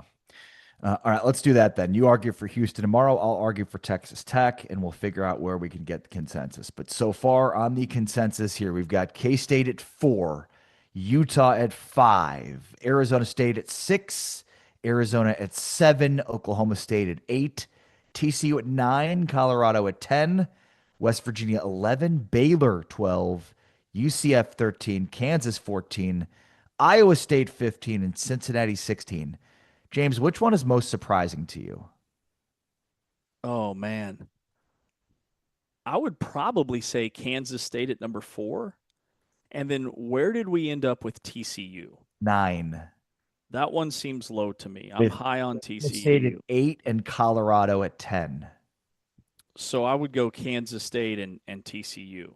TCU, I think you brought them up during that first segment about being a team that has a really high variance.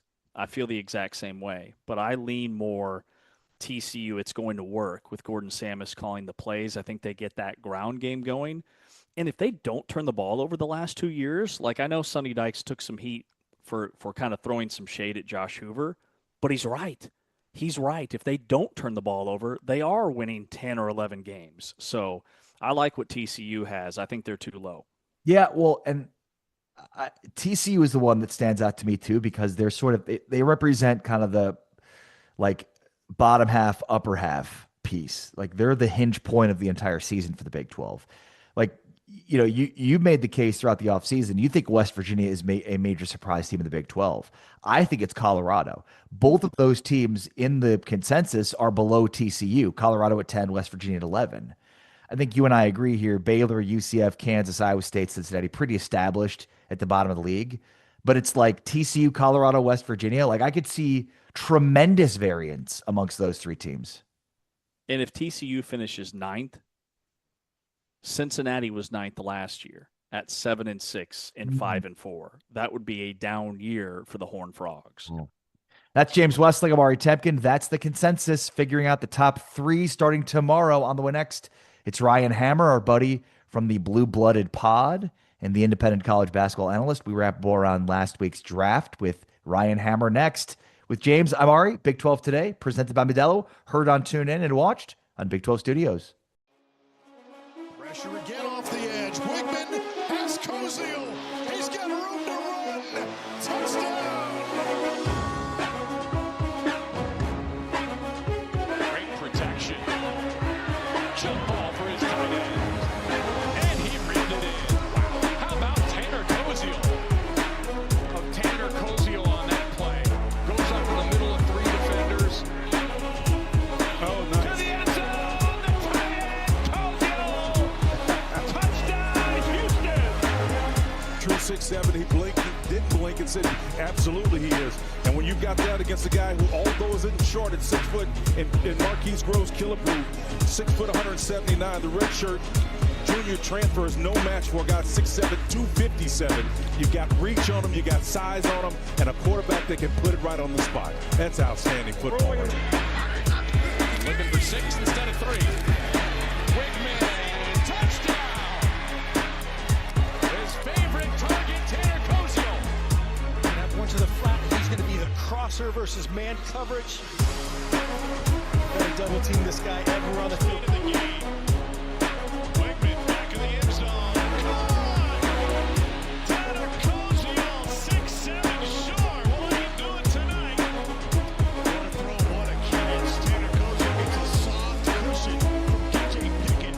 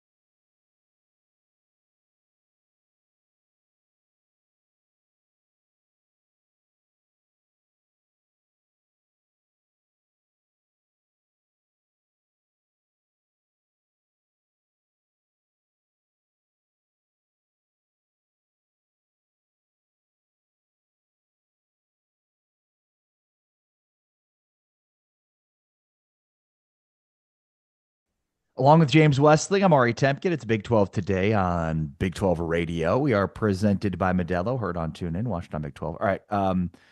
Ryan Hammer, our friend who does a fantastic job from the Blue Blooded Pod, joins us now here on Big 12 Radio. But it looks like you've taken a pause from college basketball, Ryan, and you've gone all in on World Cup soccer. Listen, it's appreciate you guys having me on again, obviously, first of all, but it's a passion of mine. It's always been that way, and I don't know, it just kind of came about that way. Basketball is still in my brain. I'm still doing the behind the scenes stuff, so don't get it twisted. So, okay, I do want to ask you a World Cup question here, and we want to talk draft. I get it. It did not impact US's draw in the round of 32, but the idea that the loss to Turkey was, like didn't matter, the game didn't matter to me is ridiculous, and it was a horrible ending. Now I know our backup defense is bad. That's like the main takeaway, right? What else should be my main takeaway, Ryan? But I guess talk me off the ledge after that loss. I shouldn't need to say much. I should just shake my head and be like, you're overthinking this way too much. They played nobody. Christian Pulisic played a little bit just to get kind of tuned up a little bit, and he looked great. But Turkey is a good squad, I will say. Like efficiency wise, metrics wise, they've been one of the top like 15 teams in the entire tournament, even though they just could not convert and score goals in those first couple of games. But we had nothing to play for. They had nothing to play for. Also, obviously, they want to go out with a win, and you're overthinking it. And just worry about the first two games that we played. We looked great, and we put ourselves in a position to not have to care about that game. Yeah. By the way, I also love that you have a trapezoid of excellence for the World Cup too. I mean, that's amazing. People have been asking for it, and then I thought of it. I was like, it sounds kind of stupid, but like theoretically, it makes sense. And then in practice and in proof of history, it kind of is there. And so I was like, you know what? F it, expletive it. I'm gonna do it. I'm gonna do it. Yeah, the U.S. is just outside of the trapezoid of excellence. So talk me off that ledge. And what goes into the World Cup trapezoid of excellence? So the U.S. just outside because of that third game. They would be just in it if you take the third game out, or ideally if they would have played obviously a full game with their guys. It's basically the same thing. Like college basketball one is much more study into it and much more proof of concept, but college basketball one is paced by overall efficiency. The soccer one, World Cup one, is, I call it verticality by essentially overall efficiency. It's like basically like a KenPom rating, what FOPMOB rating is. So take it as just overall like a KenPom rating. But the verticality measures things like progressive pass attempts and line break attempts, which is basically like how often relative to how many passes in possession you have, how often are you trying to push the ball forward? And basically, if you do that too much, you're being too aggressive. And if you don't do it enough, you're not doing it enough. Excellent. Who do you think wins it all, Ryan? My gut says France at this point. They're the best team in the world. They're unbelievable. I picked Brazil pre-tournament, but they haven't really found their full rhythm yet. But I guess I'll say France. I like the Netherlands too, though. I think they're a sleeper. How far do we get? I think quarterfinal, which is great. That'd be awesome. That'd be Yeah. I think that'd be sick. Yeah. Yeah, we take that. Yeah. All right, Ryan. So if I scroll way, way down your Twitter feed, I find a little college basketball talk. I want to ask you about the draft and stash with the guy that got taken by the Clippers. Yeah. And he's going back to college. He's going to play for Auburn. How in the world does that work? And is this going to be another trend that we see? So a small trend, maybe. When I first saw it, I was like, whoa. Like, how did this get past us on draft night? Same. Narcisse Ngoy, he's an international guy, hadn't played college basketball. He's turned 22 or he's turning 22 this year. He committed to Auburn in March, like all the other older international guys have. There's tons of them in college basketball. He never formally declared for the draft, but when you're turning 22 as an international guy before that next season starts, you are automatically eligible to get drafted. It's kind of like that meme of that one Barstool guy who does like the me when he gets drafted. That's exactly what happened, where he didn't know he was getting drafted. He never talked to them. Apparently, he had no clue. Maybe he wasn't even watching. Who knows? And he got drafted. So essentially what's going to happen is he will play at Auburn this year. Next year, if he decides to go to the NBA, the Clippers have his rights to sign him. Otherwise, he becomes a free agent. He can't get drafted again. This won't. All I hope is that it doesn't happen with college guys, and I don't think it will, because of like the foregoing the rest of your eligibility when you leave, and the NCAA standing 10 toes down on that. But for guys that are turning 22, international guys that haven't played college before, which again, this is a sub 1% category type of thing. That's why you won't see it being a massive trend. But for guys in that situation, like Narcisse Ngoy was and is in, you might see that again, but it's a very rare thing, I think. Ryan, one of the picks you liked, and you tweeted about it, was Christian Anderson for the Hornets.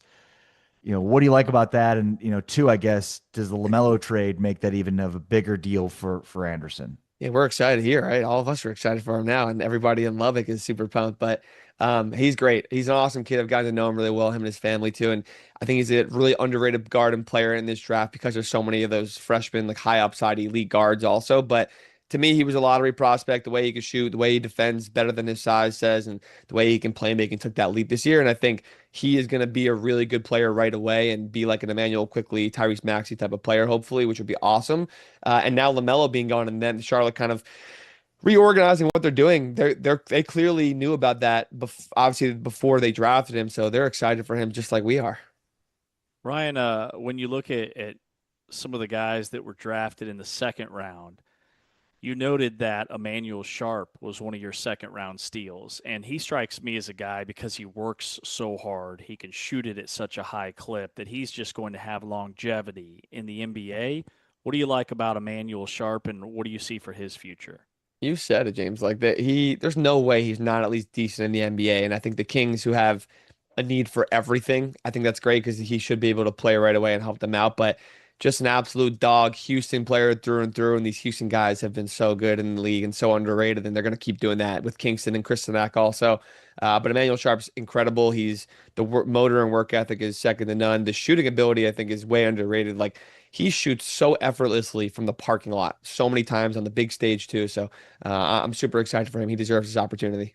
Have you noticed, Ryan, the NBA, are there trends in terms of what they're looking for? Has that changed? Just have you kind of made any observations about the type of players that the NBA is looking for right now, and how much has that changed? Yeah, it definitely ebbs and flows, and I think the NBA is kind of a copycat league, so teams will kind of try to replicate things that the Spurs and the Thunder have been doing, and even the Knicks, obviously. Like the small guards didn't get shoved to the bottom like they normally do, maybe because of Jalen Brunson, maybe by a few picks and stuff like that, but which is great for the guys like Christian Anderson and Darius Acuff, who are, again, quote, small guards when like they're really not that small at all. And same thing with Kingston, obviously, too, but he plays way bigger than his size lists him at.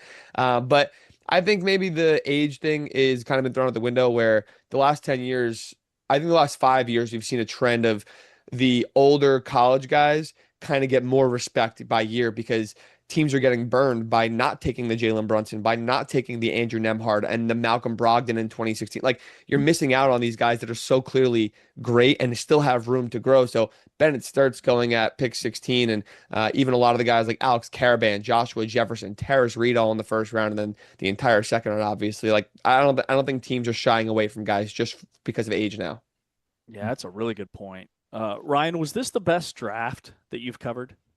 Hard to say. Like, the Wemby Scoot draft a few years ago was like a little different, just because the top of that was like ungodly with Victor, obviously, and even Scoot was regarded as an amazing prospect. But I think the lottery has never been this deep, and the top 20 has never been this deep in my few years doing it so far. I do think last year's class was really good also, honestly, especially at the top 5, 6, 7 guys. But I'd say in the top 15 to 20 this year is probably the best I've seen. Yeah. Did you agree with Peterson going too?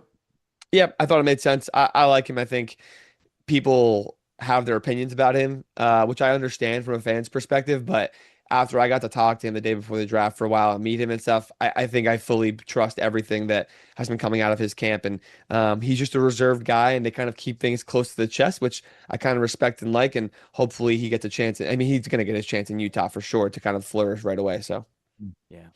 And Ryan, when you looked at your favorite team fits, you noted several Big 12 guys. Cam Carr going to the Lakers. I'm super high on him. And then Kingston Fleming's also going to the Hawks. Was hoping he would slide to 9 so the Mavs could nab him. But what do you see in those two? Listen, I'm a Hawks fan, so I'm ecstatic. Oh, I love okay. it. And everyone knows me. They know I love that kid, and I know him personally better than I know any of the other guys in the draft, probably. Unbelievable person and player, and he fits what the Hawks need, and I'm so happy he slipped to 8, and it is genuinely a great fit for him. And Cam Carr of the Lakers is going to be amazing, because not only is he effective on the court, obviously, but he gets into a situation where a lot of eyeballs are going to be on him, and he's Showtime. Like, he is a flashy player. He makes the sexy plays, the big dunks, the big plays, the big blocks and everything. And he's all about that energy. And he's a very bubbly person also. Like, he's going to fit in so well with not only the team there when they need him the most in the athleticism and the 3-point shooting, but he's going to fit in culturally with LA also. Great stuff as always. Ryan Hammer, always appreciate your time. Check out the Blue Blooded podcast. Check out the great work that Ryan does. And of course, we'll be following along throughout the World Cup, Ryan. So thank you. Appreciate you guys as always. All right. See you, Ryan. Be well. Ryan Hammer joining us here. We got the knockout round starting today across the World Cup. So games start early and continue. This is now the NCAA tournament. Win and you move on, lose and you're out. And there are no ties from this stage moving forward. Who do we got today? We'll get started at 12:30. By we, I mean the United States. Well, Bosnia on Wednesday night. That's our knockout round game. Okay. But I mean, we get Brazil and Japan in a knockout round game at noon today. Like fireworks immediately. And for those of us in Dallas, like Japan has become our favorites, in my opinion, because they played 2 games here. They've, have a ton of fans in Dallas. Cleaning up the stadium, like it's going to be amazing. And they just had to travel to Houston for this game. This game's at Energy Stadium in Houston at noon today. To welcome Japan back to Dallas anytime they want because they've been amazing and they love them some Texas barbecue. We also have Germany, Paraguay later today, this afternoon, and then Netherlands and Morocco. So it looks like we should have probably Germany and the Netherlands advancing. Most likely Brazil too, but we'll see. Hopefully Japan gives them a good crack. Will, all right, you're taking exception to my call of the Netherlands and Germany getting ahead here. Well, it's just interesting because I think that's a colossal matchup, an absolutely colossal matchup tonight. Netherlands, Morocco from Guadalupe. If you look at the FIFA World Rankings, Morocco's 6th in the country or 6th in the world. Netherlands is 7th. So you've got that's a huge opening round game. Netherlands is a slight favorite by a half a goal, but Morocco is phenomenal. So it's obviously fun watching this World Cup knockout stage. In fact, it started yesterday with Canada representing one of the hosts beating the Republic of South Africa. But 3 games today. I know you guys are going to be locked in for every second of it, but that should be a massive matchup between the 6th and 7th best teams in the world in Morocco and the Netherlands. So I didn't take exception, just thinking, man, I wouldn't sleep on Morocco. The ultimate hype man. Nothing got me more hyped for the World Cup than those 30 seconds. And it started with the use of colossal. If I hear colossal, I'm dropping everything. Everything stops. Well, Bosnia and Herzegovina tomorrow night, that's colossal for the Americans. I mean, you got to think of a different word. I mean, that's going to be on fire tomorrow night in prime time. All right. What do you know about Bosnia, by the way, Will? What do I know about them? Yes. Is that your question? What do I know about? That was the question. What do you know about the country of Bosnia? Not a ton. I know they are decent. I know we're playing 2 countries, Bosnia and Herzegovina. So I don't know much. I know they are decent, but they're like 50th in the world. Like US should win this game.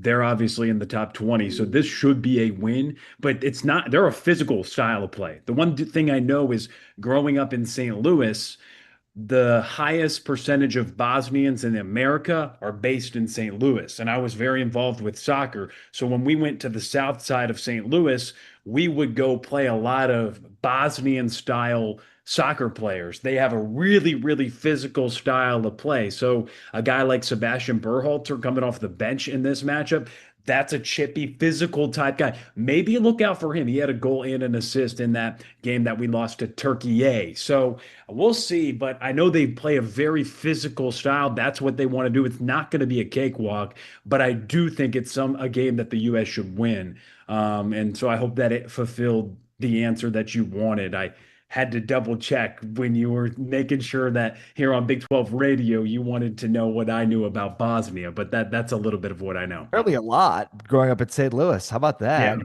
no, for sure. One thing I do know is the United States has not beaten a European nation in the World Cup since 2002. That's a stat. So, and last I checked, Bosnia and Herzegovina are in Europe. So, gonna try to make history on Wednesday. Should be a fun one. All right, with James, I'm Ari. It's Big 12 today, presented by Modelo. Heard on TuneIn. Watching on Big 12 Studios. You still have one-on-ones across the field, and you've got number 88 to the bottom of your screen against a shorter defender. Hoover again. Crossing pattern. End zone. Caught. Touchdown. It's a moot point now. It's Rogers, the tight end. About 4 hours from campus in Fort Worth. 5 wide here and all sorts of time for Hoover with a dime down the middle of the field. DJ Rogers, the tight end, sets up first and goal for TCU. The Red Raiders might say, if you could just get a redo on that one. Big play to DJ Rogers, the tight end, rumbling. DJ Rogers all the way down to the 25-yard line. Big gain there for this TCU offense. Hoover 6 of 7 in this opening drive. He'll keep it. Just tosses it to DJ Rogers, and TCU on the board first. Snap back. That's always a good job by a defender. Hoover. He does it again. No problem. DJ Rogers has it inside the 10, all the way down to the 8. Hoover pulls it to the tight end, DJ Rogers. His second touchdown of the season.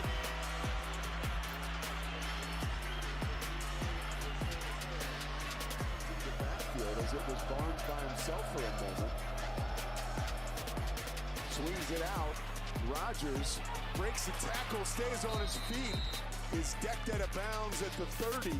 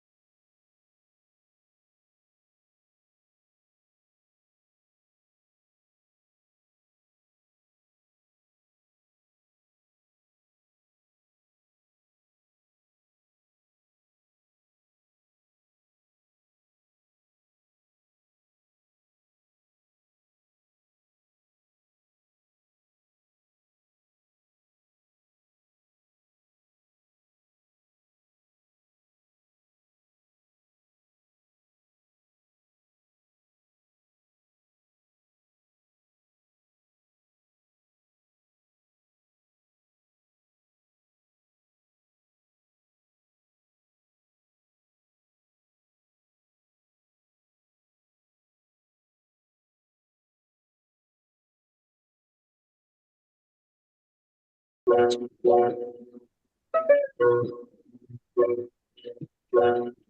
today on Big 12 Radio, presented by Modelo.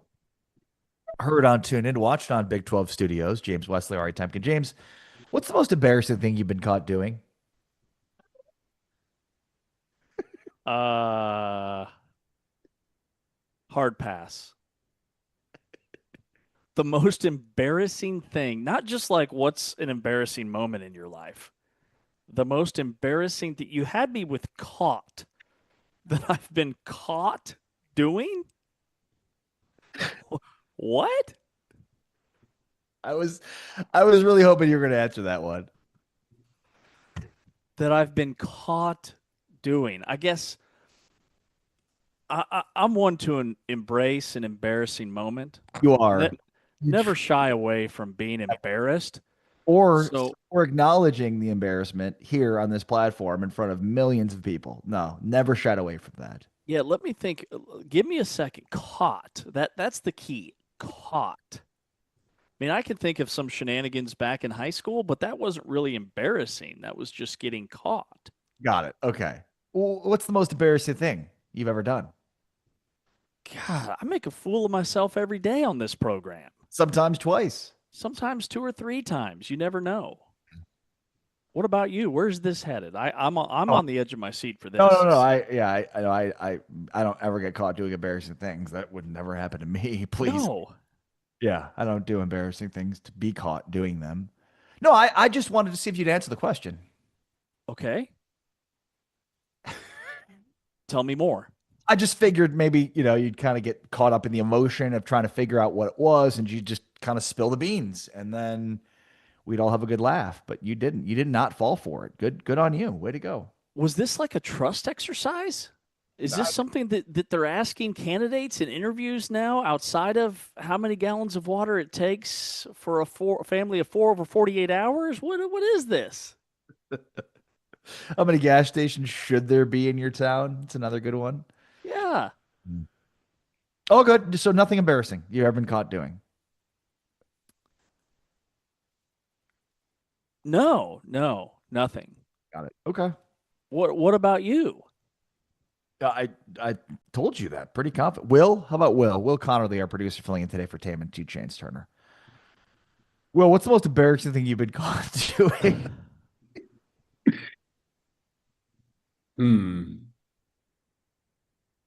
I've already seen how this exercise has gone. Don't want to fall for it. I mean, because I do think I've been caught doing things, and I do think I've done embarrassing things. But when you marry the two together, right, it's a difficult question to answer. Have you been caught doing, Will? Caught. Well, it's like, when you're dumb and you're young and you ring someone's doorbell and you run away, stuff like that. And we're gonna catch you, because I wasn't very fast, So Right, got how caught about ding dong ditch. Is that what you just acknowledged? yeah, stuff like that. I mean, if you're getting caught, I feel bad for today. You can't do that. You cannot do that anymore. With right. It's like, oh hey, there's our neighbor. Hey. Yeah, so stuff like that, I guess, like, sneaking out at night and coming back and trying to jump through a window, and you make too much noise because you're bigger than most human beings and you fall on the ground and there's a lot of noise around. Stuff like that. But is that getting caught or just being young and dumb? I don't know. A little bit of both. Yeah, I would say probably social media, accidentally liking things while stalking. Oh yeah. That's I think everybody can relate to that. That is like you accidentally hit the like button on something, and then right. The problem is when you unlike it, it is going to notate one of the two, if not both of the two. So it's the same way when you send a message and then unsend it. You have to hope, one, that the person didn't see it and then doesn't question why you unsent the message. I can't not tell you how often I've been like to Apple, like, please don't notate there's been a message unsent. It'd just be easier for everybody if we just didn't do that. Yeah, see, you're talking about a text message that you can unsend? Yes. I don't know if my phone hasn't updated. I don't even know how to do that. That's because you So don't have an iPhone, right? You have one of those old non-iPhones. I've got an iPhone. You have an iPhone. A little bit of a screen crack, but yeah, I haven't. I full send all the time. I would also say sneaking out is a good one. I mean, Let's see. falling down, like I fell down accidentally, like rolled my ankle. That's embarrassing as heck. That's a bad one. Yeah. Yeah. I remember there was one time I told my parents I was someplace and I wasn't, and they definitely knew where I was, and they called me 44 times. Oof. I checked my phone. I had 44 missed calls. They came and picked me up in a sea of other high school shenanigans. That was a little bit embarrassing because I got You caught. got caught. Yeah, Yeah, I absolutely. got caught being someplace I wasn't supposed to be. What about, I mean, James, you mentioned this last week, but you got caught being a Planet Fitness despite not paying for your membership to Planet Fitness, right? Didn't you? Yeah, But that was pretty embarrassing. Yeah, they surrounded me like a SWAT team at the squat rack in front of everybody. I got escorted to the front desk. That was pretty embarrassing. I didn't like that. if you accidentally have like a stain on your attire or something like that, like a spot on your clothes, that's super embarrassing if you don't have that before you leave the yard or And the the house. worst is when you've got friends that don't tell you, and you like go to the bathroom and you're like, guys, what's this? I've got this huge stain in the middle of my shirt. Nobody's gonna tell me. They're like, oh, I thought it was a water spot. It would dry out, or I didn't notice it. And it's like that's a lie. That's a horrible lie. Yeah. Didn't notice it. Didn't notice the giant wet spot on the middle of my shirt. What are you, blind? What about like if you're DJing at a party, like let's say you've got people at your house and you've got like the tunes flowing, and suddenly like there's a really embarrassing song that comes on. Oh Oh, yeah. huh, that one get on my playlist. That happens all the time, but I'm not embarrassed. I just embrace it. You want to hear a little Justin Bieber baby? Hop in the James wagon. We'll go for a spin. Nothing embarrassing about liking that song. Okay. Nothing embarrassing at all. Pretending to be asleep. I would say that's a pretty common, can be embarrassing. If you're trying to pretending to be asleep. It happens all the time. Hey, give me some more context here. Well, you And with your wife, your kid. oh, hey, I'm taking a nap. Kids, yeah, taking a nap. Kids pop in the room. I'm asleep. Can't sleep. Do you know dolphins don't sleep? Dolphins don't sleep. They just shut down half of their brain to rest it, and then they shut down the other half of their brain. So they kind of sleep like that. It's a true story. What else? The music thing you brought up made me think of something. So you've all been in press boxes before. There was a time when I had to run the music for the public address, and it was when I was a graduate assistant in sports information, and we're getting ready to play the national anthem. I'm playing it off my phone. And so I'm getting ready to play it, and instead it starts playing the Drake song, Start It from the Bottom, and it started playing for like 5 seconds. I'm like, oh no. And then I had to go grab it and go get the anthem or whatever. So that was kind of embarrassing because like that's a funny song to do instead of the one that we should hold at attention and respect our stars and stripes. You're playing a song about starting from the bottom. So that was embarrassing, and I was obviously caught because it was in public. So That is a true underdog story. Have you ever like tried to show somebody something on social, and then but like it shows your social algorithm instead, and you're like, never mind. Well, I have number one questions about your algorithm and browsing history. I'm just saying there And could be then- some weird stuff that shows up, like a buddy of mine sent me these like videos on Instagram of like people opening up their fridges to see what are in their fridges. And that's just a weird. I click on one of those, suddenly they think I'm into like watching people and what's in their fridge. Now all of a sudden I'm showing my wife something and she's like, why are you looking at these videos of people opening up their fridge? It's like, I don't know. It's really weird. Somebody sent it to me. Then it's like a whole question of like, how often have you been doing this? It's a strange habit to have. Yeah, that's a good one. I would say pushing on a pull door. that's a pretty embarrassing moment because I don't just push the door. Like, it's aggressive. Wherever I'm at, I'm leaving with authority. And so if I've got it the wrong way, it causes a scene, and then it's just kind of like the pull of shame. That's a good one. That's one where you've got to like almost play it out. Like, oh no, I meant like I've got a secret power that allows me to open up doors without even touching them.